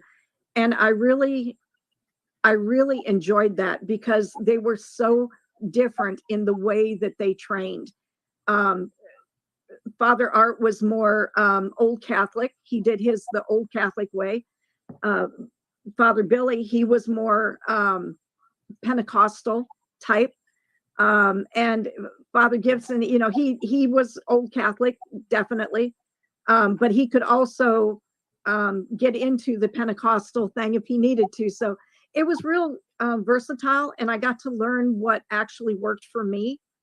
I've learned that, you can say all the words you want to, you can read the whole Bible to them, but if you're not feeling it, or you don't understand some of the words you're saying, it's not going to work. So that was, I'm probably the one who's least classical trained, but it works with what they did teach me. And I'm still learning every single day. I learn from my brothers here. If I don't know what's, if there's something I don't understand or whatever, I don't hesitate to get in touch with y'all. And that's the thing I like the most about this show is we all clicked so quickly. I mean, I felt like I walked into the room and I saw my brothers, they were right there. And, nobody looked down on me because I wasn't as classically trained as everybody else, or, that kind of thing. Everybody was valued for what we've learned and what we have already come through, what we've already had to deal with. And I will tell you, when I sat there and listened to y'all's stories, I was blown away, which gave me a lot to draw from. Because if I ever run into things like you guys have run into things I've never run into yet. If I do, I know who I can talk to about it. I know who I would ask, what would you, that kind of thing. And in this field, I have found it is so important to have somebody or people that you can talk to. Paranormal people are a dime a dozen. You can reach out to any group you want to, kind of thing. There's not a lot of us. And most people wouldn't understand what we're talking about unless you've actually had to deal with it. That's what I really enjoyed the most about this was I've got all my brothers, and I really truly look at you guys as my brothers. And I'm so grateful. I thank God for you guys every day.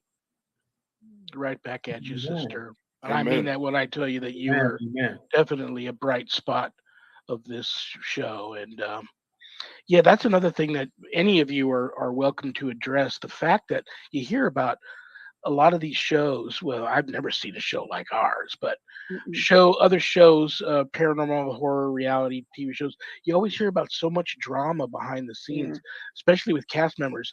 We, first of all, we know it was God that brought us together, and we are just, there's no way the producers, that's what they do. I know they're talented and they create, and they had a hunch, but they couldn't have really known that we were going to all love each other the way we do and get along the way we do. They couldn't have known that. That was all God.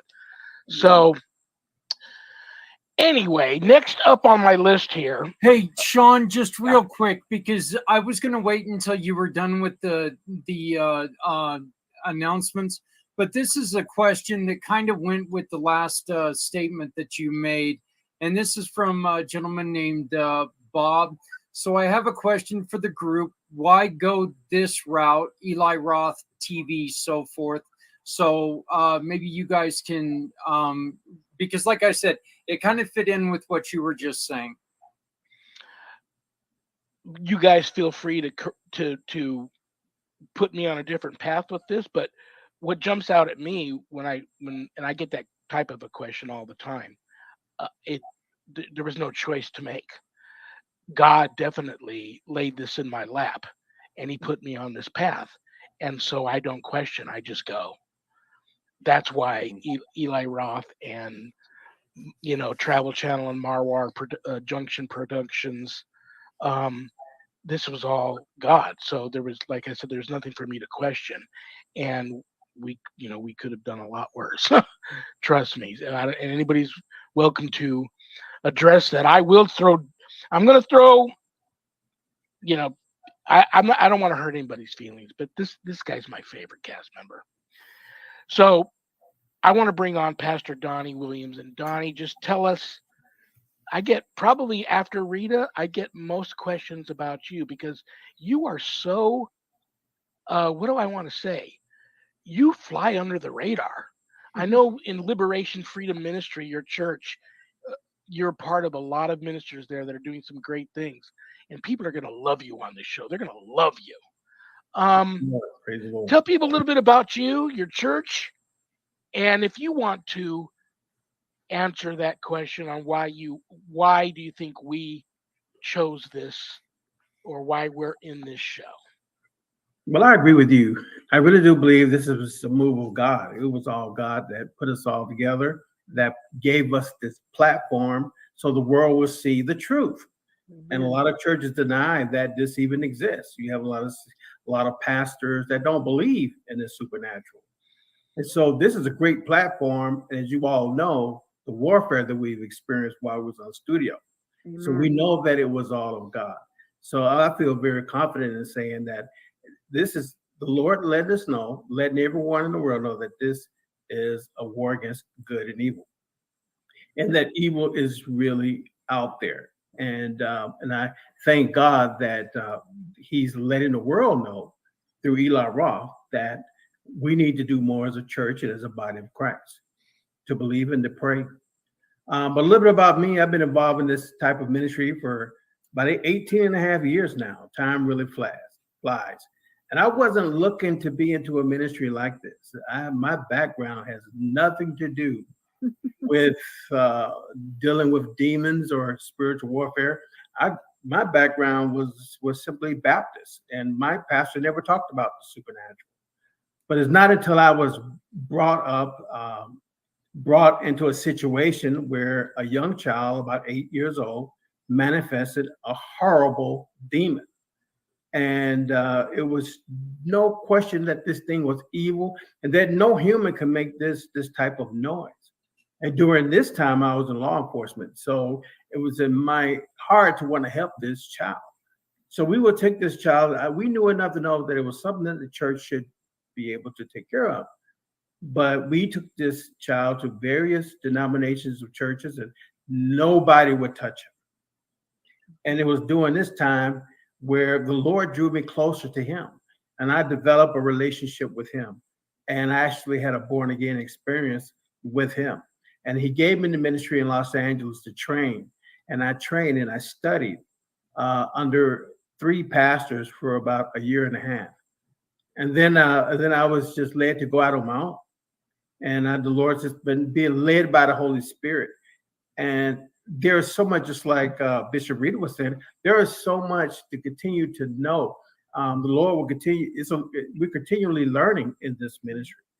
I've been actively doing it for 18 and a half years. I learned something new a couple of days ago in ministry, and it's one that I never knew. So praise the Lord for that knowledge is power. And I enjoy helping people. And there's so many people that are spiritually bound. Mm-hmm. I minister to a lot of people and weekly. And there's so many people that are being tormented. So many people being affected by witchcraft and of evil. And so I thank God that he has anointed people like yourselves to fight this battle. And I will continue to do it as long as the Lord will allow me to.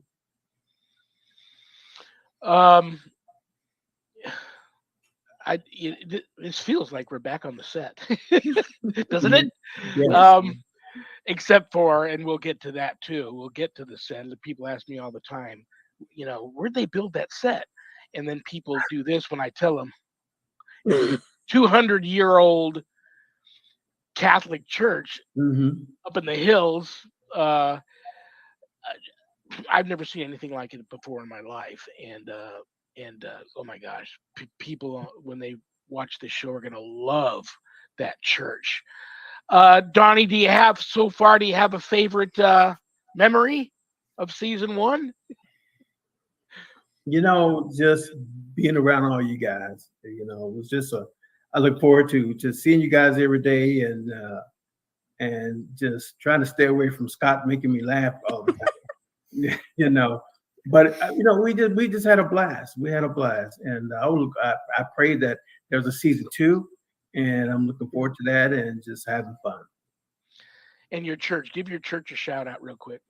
Liberation Freedom Ministry, www.liberationfreedomministry.com. Check us out. God bless you, brother. Bless you. Next on the list. Did we already bring on Scott? He's at the top of the list. How did I get past him? From Ohio. He's only a Bengals fan because his wife makes him a Bengals fan. Introduced himself to me as Shrek. Like I said, I didn't get it when I first met him. I don't know. Does anybody watch old comedy reruns? I watch an old comedy rerun called Mom.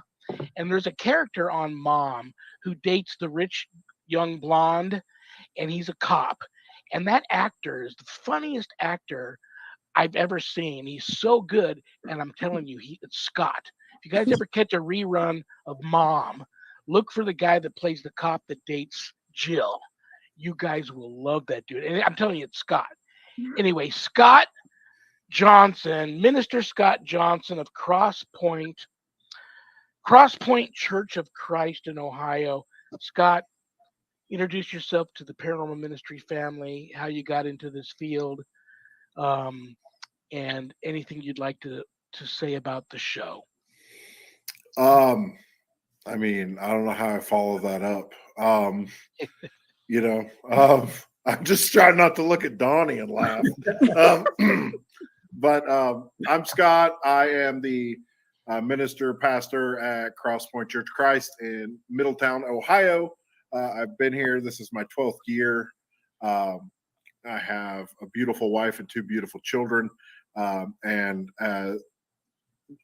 ministry, being a pastor, being a teacher, being a preacher, that is my total life. I love it.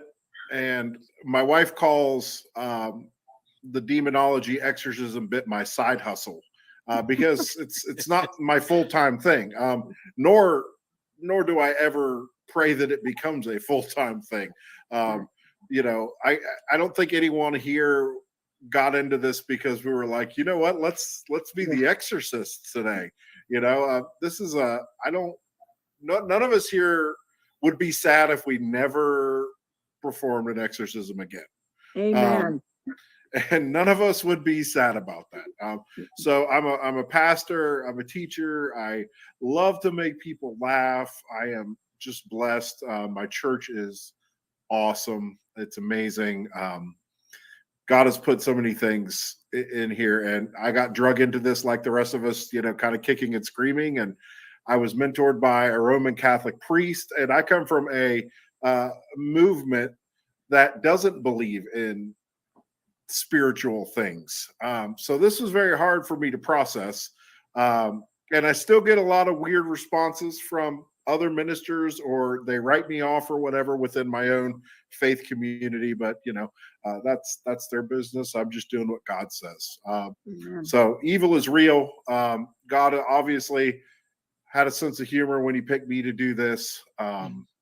And I think the best memory, like I still sit around and think about how all this happened. Like I look at like Bishop Long or something. This is like the celebrity in our field. And I know he's going to be like, "Oh, stop it." But I mean, like, he's like the OG legend here. And the rest of you guys are just legendary. And I'm still sitting here like a kid at Christmas wondering, how in the world did I get into this place? Like, I didn't seek out this show. I didn't, I just got contacted, and by the production company. I don't know how they found me, but I have learned that when you're in this business, people can find you very quickly. But I think my favorite memory is just sitting and just like most of the time on set when I wasn't trying to make Rita mess up for the 800th time or make Donnie laugh or watch Shawn sleep or listen to Bishop Long, talk about St. Elvis, or watch Rich in his cool shirts. It's just one of those things. Like I was just so blown away that I have this opportunity to be in this room of people that instantly became my family. And I hate getting up early, but you guys made it exceptionally awesome because we had long days of shooting this. I mean, we shot an entire season in 10 days, I guess, total over the 2 times that we did it. And that's pretty fast. So it was long days. And, I would wake up at 4 a.m. to talk to my wife and kids because they had to go to school and all that and 3-hour time difference. But I just being in your guys' presence, listening to you, watching you, learning from you, and knowing that I can call on you anytime I need it. And that's the greatest experience. So this whole thing is God orchestrated. There's no doubt about that. I'll add this to it. I thought you were going to mention this, and I'll mention this. My favorite memory about you is every time you messed up a line and asked the director, "Can we cut? Can I do that again?" I made a mistake and looked at Shawn's face. Every time you blew a line, I got the blame for it. And that's what I remember most about you, and I love you for that. Another thing I'm going to ask before I get to my last but most esteemed guest, the guy that delivered us the Chinese food tonight. Another one of my favorite memories was getting a phone call up in my room at the hotel. And was that hotel awesome? Free breakfast in the morning, free transportation to and from. They paid for everything. My Uber from my house to the airport, my round trip airfare, my Uber from the airport in LA to the hotel, free hotel room, free breakfast, transportation to the set and back. Like I said, guys, we could have done a lot worse. It was just top notch, first class. But my best memory of the hotel, I remember the week that we were there and they were filming America's Got Talent across the street. And I took a different way to my room, and I ended up, unbeknownst to me, accidentally, I walked into the pool area, which was nothing but a sea of models in their bathing suits, sunbathing. And here I am dressed as the priest. I walk in there before I realize where I'm at. And everybody just looks up at me. I just started blessing all the models. Everybody just thought that was the greatest thing. But I get a phone call from hotel security one night. And I don't know about you guys, my hotel room was haunted. We brought that there, but I get a phone call from hotel security. Is this the Rev? Yeah. We got 2 guys down here at the bar drunk. They say they know you, and we can't get them to go to their rooms. I'll describe them to me. The guy said, a big bald guy and a little bald guy. I said, okay, well, you tell them both that if they don't go to their rooms right now, you're going to call both their wives. That's all you need to say. Bishop, time out. Their rooms. So, having said that, I love this guy. He just takes so much, I'm just going to say, crap for me. I give him crap all the time because I love him. Like I said, we couldn't have done this show without him because we all do what we do, but so knowledgeable about what it is we do. I may do what I do, but I don't know why I do what I do, and I don't know that much about demons. I just know I don't like them, to put it mildly. But he's so knowledgeable about all of that, and everybody's going to love him on the show too. So the cast demonologist, the one and only, also got ties with the USOCC, paranormal clergy, background in the paranormal. Just the one and only. There is only one. Thank God. Rich Valdez.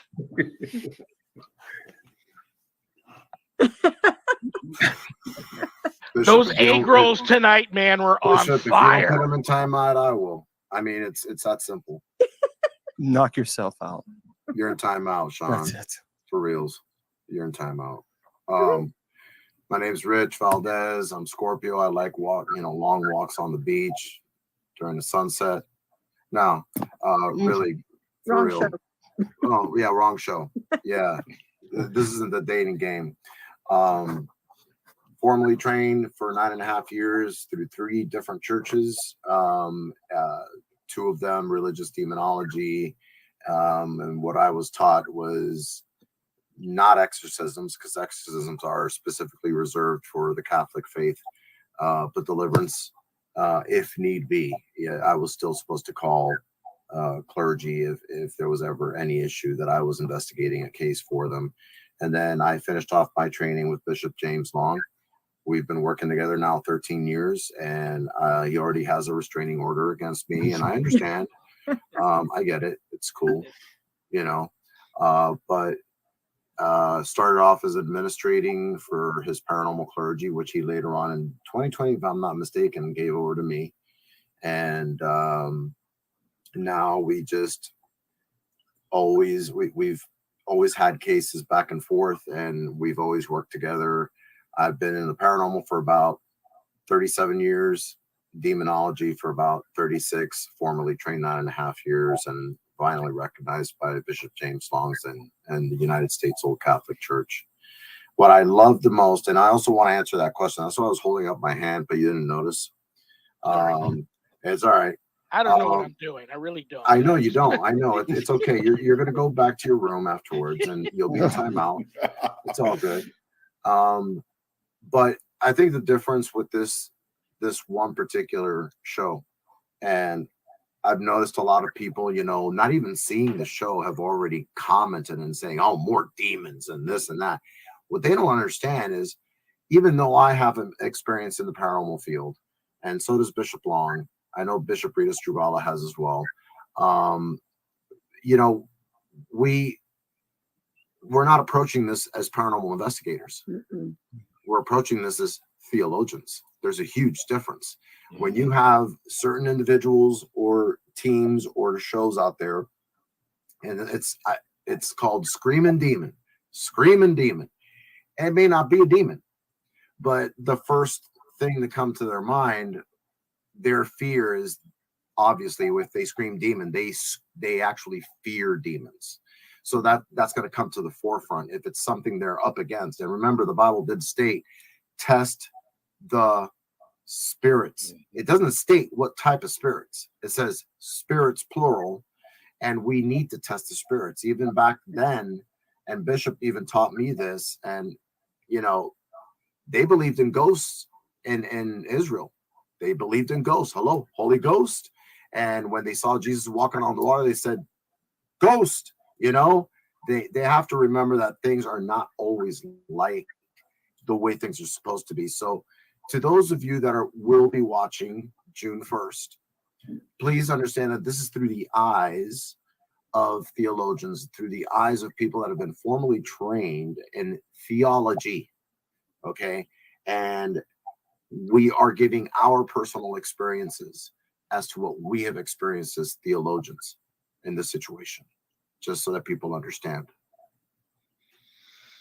I can't. I just can't imagine having done the show without you there. You just added something a little extra special to it, and I'm going to start with you first on this question, and then we'll just go right down the line. What did you think about the church? Well, first off, I don't think the church was 200. I think it was 100 and something years old. But I felt at peace there, personally speaking. As soon as I walked through we always walk through the side door because they had all of the technical stuff at the front. But we'd walk through the door and I felt at peace. I didn't like the chair they had me on because it was wooden carving, and I have 2 herniated discs. But other than that, I mean, the peace that I felt there, and also having the energy, the vibe that we all shared, having known Bishop the longest and having met you guys it was December 17th, by the way. And the reason I remember when we started filming is because December 17th was the day that my grandfather passed away, 1990, December 17th. And ironically, it was a bad day for me when he passed away, but a good day for me when I met you guys at the church. It was a thrill, to say the least. God bless you, brother. And that was, well said. Well said. I'm going to start at the top of the list and go down. My Bishop James Long. You've been in your day. You've been in some churches, brother. What did you think of this church when you first saw it? I tell you, when I first saw it, the only thing that I regretted the most was that I couldn't say mass. That's actually what I wanted to do. More than anything, more than filming, more than anything, I just wish I could have had that opportunity just to celebrate mass there. That would have been completed the entire process. But that was my immediate thought was, boy, this would be a beautiful place to celebrate the Eucharist. I have a confession for you. I bet you didn't expect to take confession tonight, but I have a confession for you. I had this dream a couple of times in the past few months. We're in that church and you're doing something to me. You're either ordaining me exorcism or ordaining Yes. or you're ordaining me into the priesthood. But we're in that church and I'm thinking, how wonderful would that be to film that if we're in another season and I'm at that level to have that happen there at that time. I don't know why I'm having that dream, but Scott, talk to me about your feelings of the church and where we could have filmed this anywhere, but oh my gosh, somebody worked overtime to find that location for us. Yeah. So I'm a mainline Protestant. Like we're lucky to get past tan paint and just have a few crosses, and it was absolutely stunning. It was a beautiful place. The stained glass, the way it was decorated, just like Rich said, it was a very peaceful place. And then I'm sitting with you guys and, just watching God work. And I don't know if y'all remember this, the first time we were out there, how by the end of the time we were filming, all of the cast was like sitting there listening to what was, or not the cast, but the crew, like who were typically outside working. They had come in and they were listening. And there were some opportunities where we were able to share Christ in that place. And that was a beautiful place. And I think it was because the location was so perfect for what God was doing. God, I believe, handpicked that place.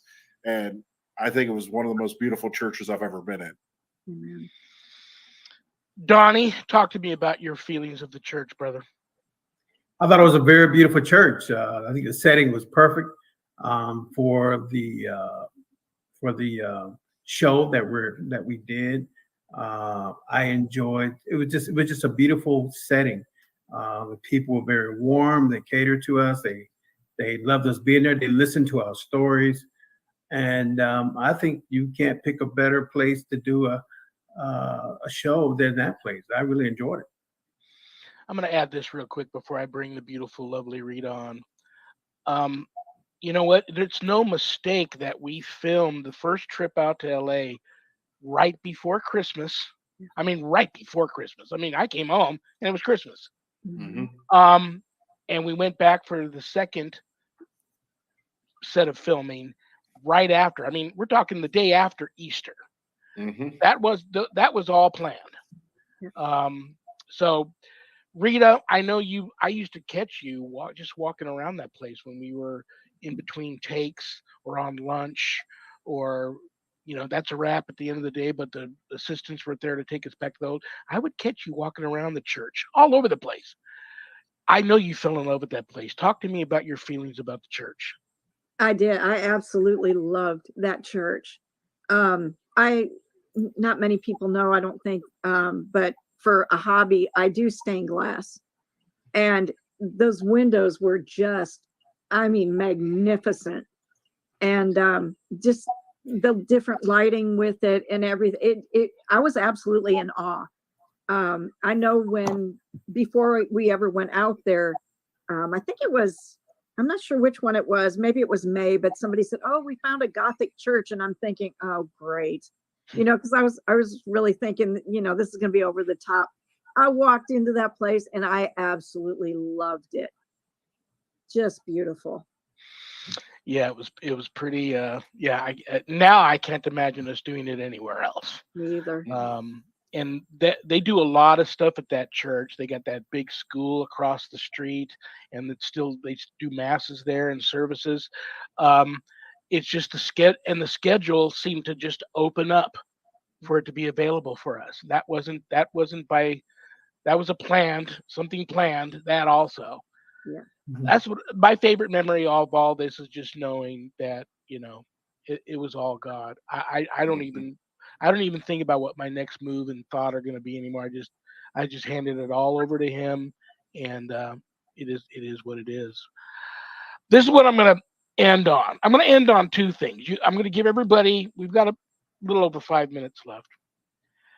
I want everybody to know out there watching that, yes, there's times in our ministry work we can be fierce warriors, and that's not because we're badasses. It's because God works through us. We've all been blessed with the gift to allow ourselves to be vessels, to allow the Holy Spirit to work through us and allow us to do what we do. But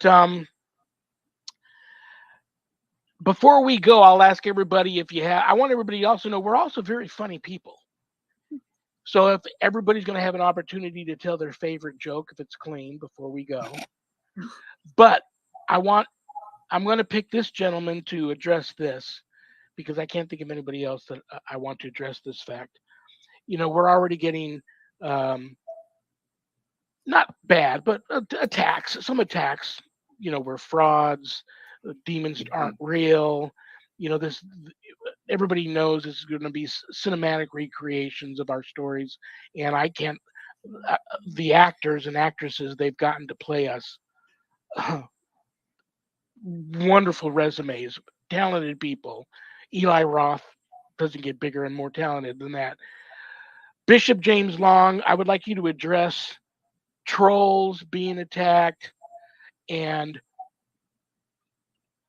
that this isn't a fraud show. This is about as real as it gets. And if you have anything you'd like to add to that.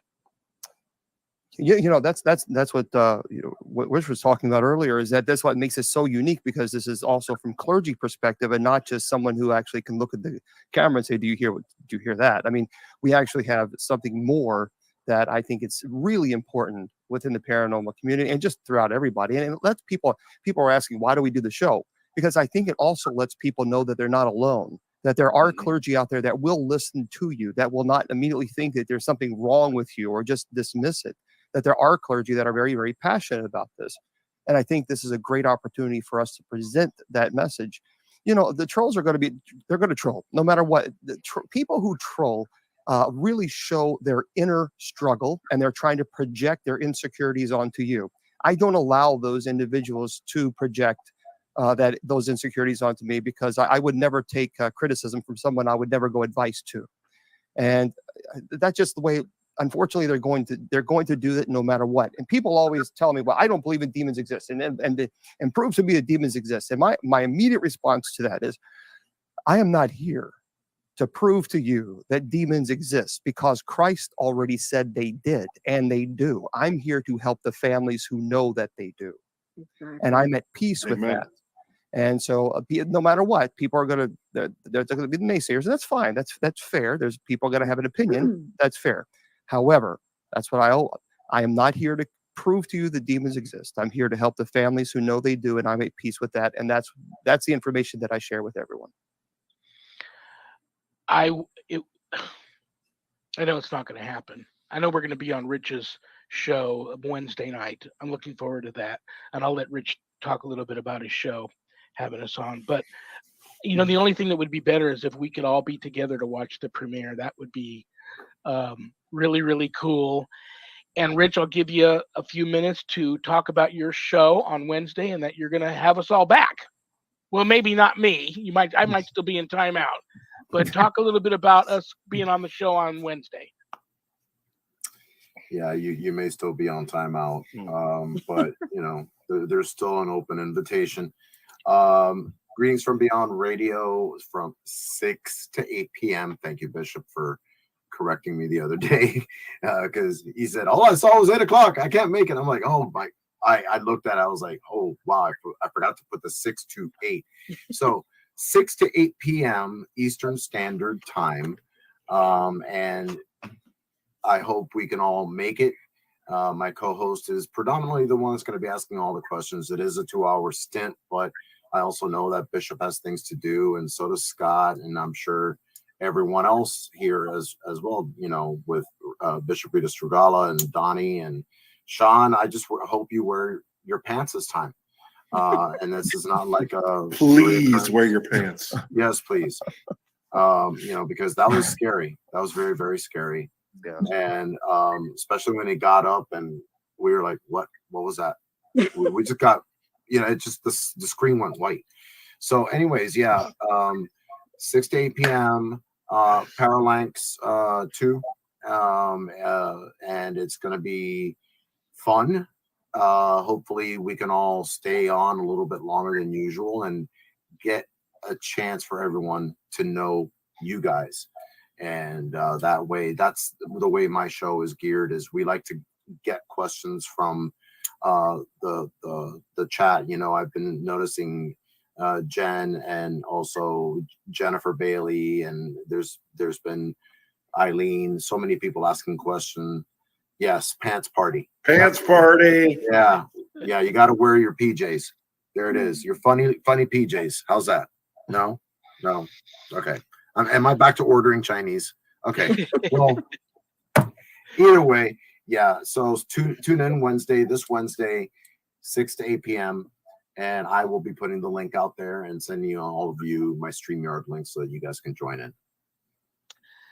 I am going to say goodbye to each and every one of you one at a time, and then I'm going to, after you all are gone, I'm going to talk about you all behind your backs a little bit in front of your faces to the audience. But I'm going to say goodbye to you one at a time. First, it's going to be Bishop, and if anybody's feeling the need for a little bit of God tonight, and who couldn't use a little more God, wait, Zach's got something to say. Yeah, Okay. hey, I just want to let you guys know that this is one of the most interactive shows that we've had in the about a year and 3 months that I've been with Shawn.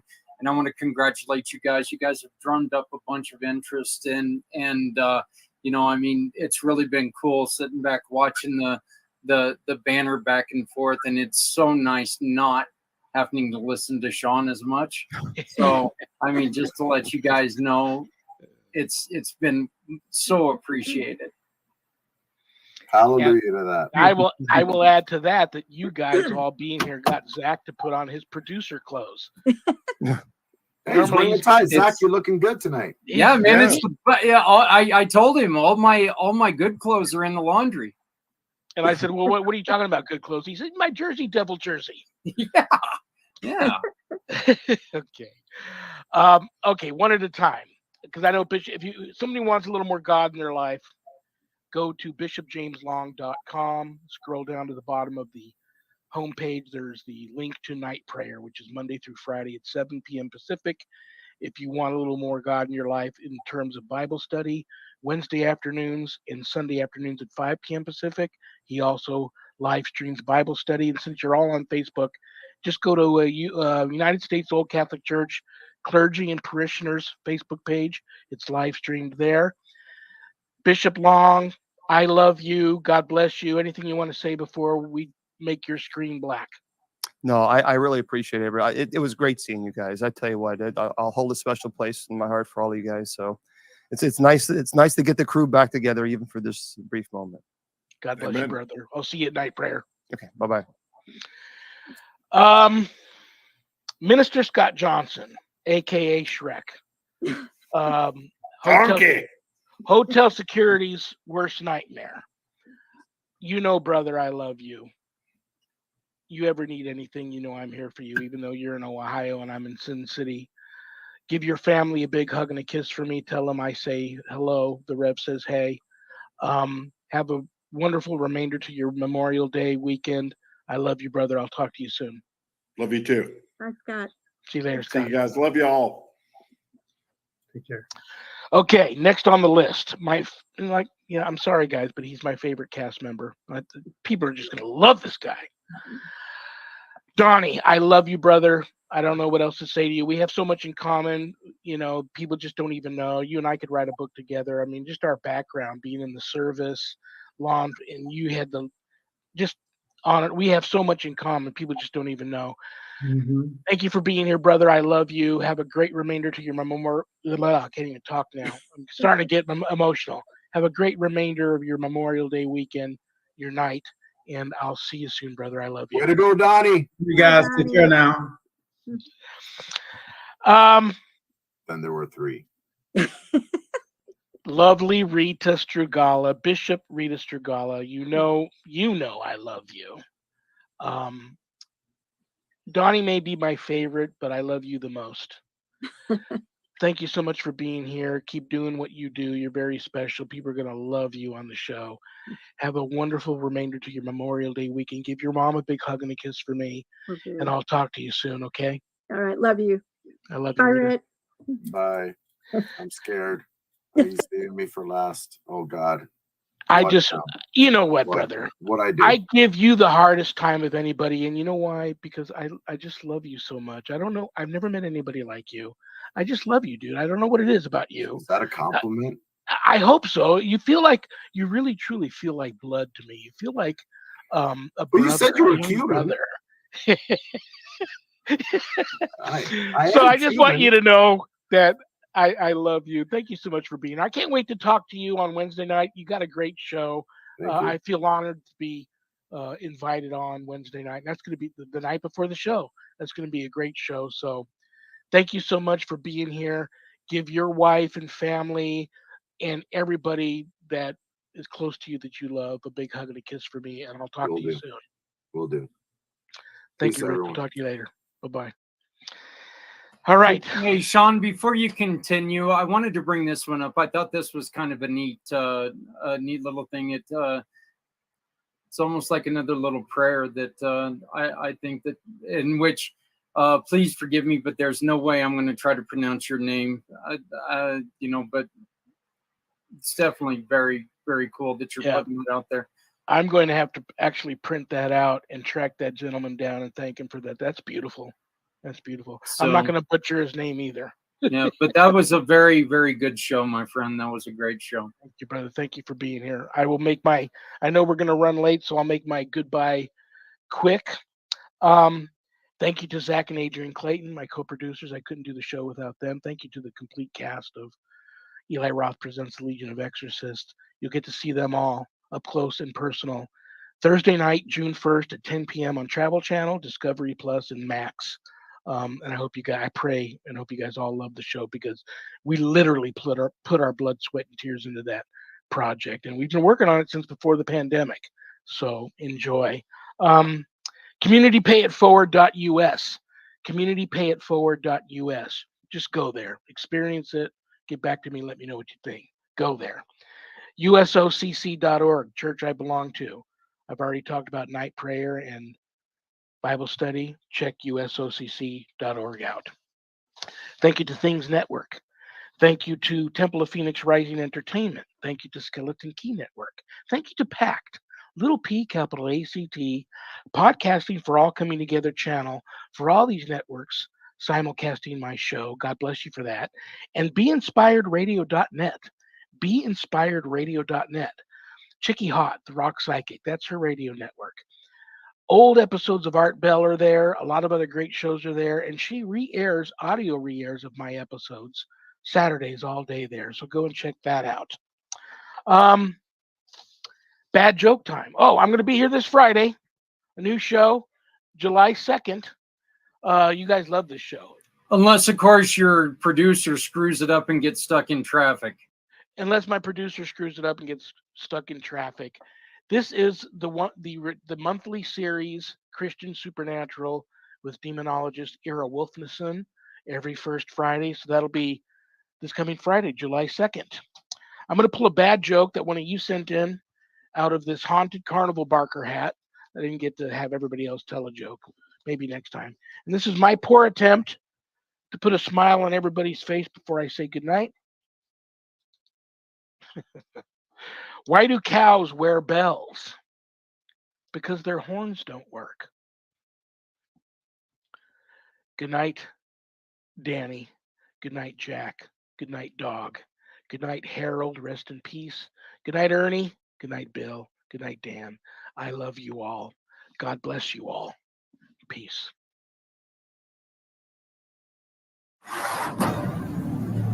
Evil is on the rise. Demons battle to possess our souls and drag us one step closer to hell. But now, there is a gathering of spiritual warriors who defend us against the devil's minions. Go back to hell! St. Michael the Archangel, defend us in battle. And unite to banish the demons in our midst. This was the case that opened my eyes. This 17-year-old girl was so distraught that she would do anything to talk to her dad one more time. Disturbing things started happening. You could feel the presence. It was just terrifying. We ended up having our very first demonic experience. It frightened me. It frightened me to the core. Demons wait patiently for the ultimate checkmate, the rise of the Antichrist,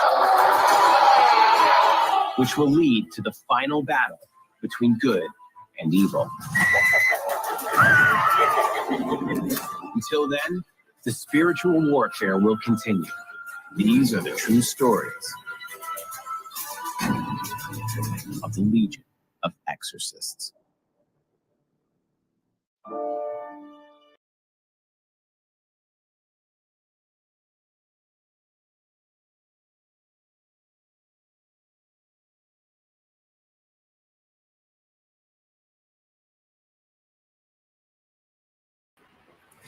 So, again, something a little bit different. We are way over time. Almost 30 minutes past when we should have shut down. But I wanted to bring that to you. I'm excited to see this again tomorrow. And I was wrong the first time. So it's 10 o'clock Eastern, 8 o'clock here Mountain, 9 o'clock Central, 7 o'clock Pacific. You know, Hawaii, it's like 5:30, something like that. So, but you know what? If you want to do something different, if you want to, if you're a guy who, or a guy or gal that enjoys something a little bit different, go check it out. I also would like to ask you guys all a huge, guys and gals, all a huge favor. Please make a journey to the just kind of scroll down and try to take a look for the Footprint show of this weekend, this Monday. We talked to 3 veterans and we talked to them about the impact and the difficulty dealing with Memorial Day. I think I said I meant Memorial Day. But we did talk to 3 veterans and we got some huge insights. And I think that the importance of that is that maybe that'll make us think a little bit more. And let's hope that maybe it'll start to make some of these people in business start to think about what they're doing. Let's be a little more responsible. The people who fought for this country and lost their lives don't give a damn what kind of bed you sleep in. Hey, everybody, you know what? That's it for me. One more time, I'm going to do this. I'm already late, so I'm going to be even a little bit later. But I'm just going to say again to the Vogels family on this day, on this very, very tough day for you. I support you. I love you guys immensely. And I'm here for you in any way I can possibly be. Just please reach out if you need.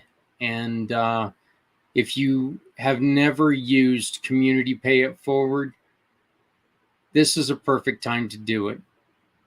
Scan any receipt of any of our partners into this coming up QR code, and you can give to the wonderful mission that John and his wife and Raven have built. Bladen would have been 16 years old today had he not passed at 3 years old. So, you know, like I was saying, just please make sure that, you know, you really think about your loved ones. Think every day, you know, you never know. You never know when the last time you're going to see him is going to be. And this right here is the proof of that.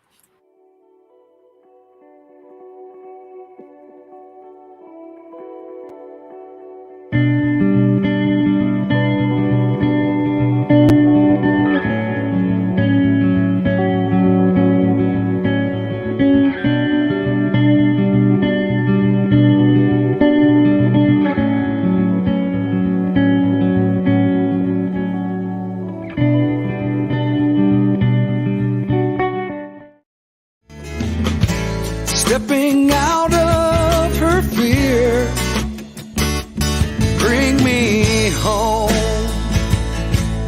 Out alone, to show me the way. You wanna be a part of Sunset Boulevard.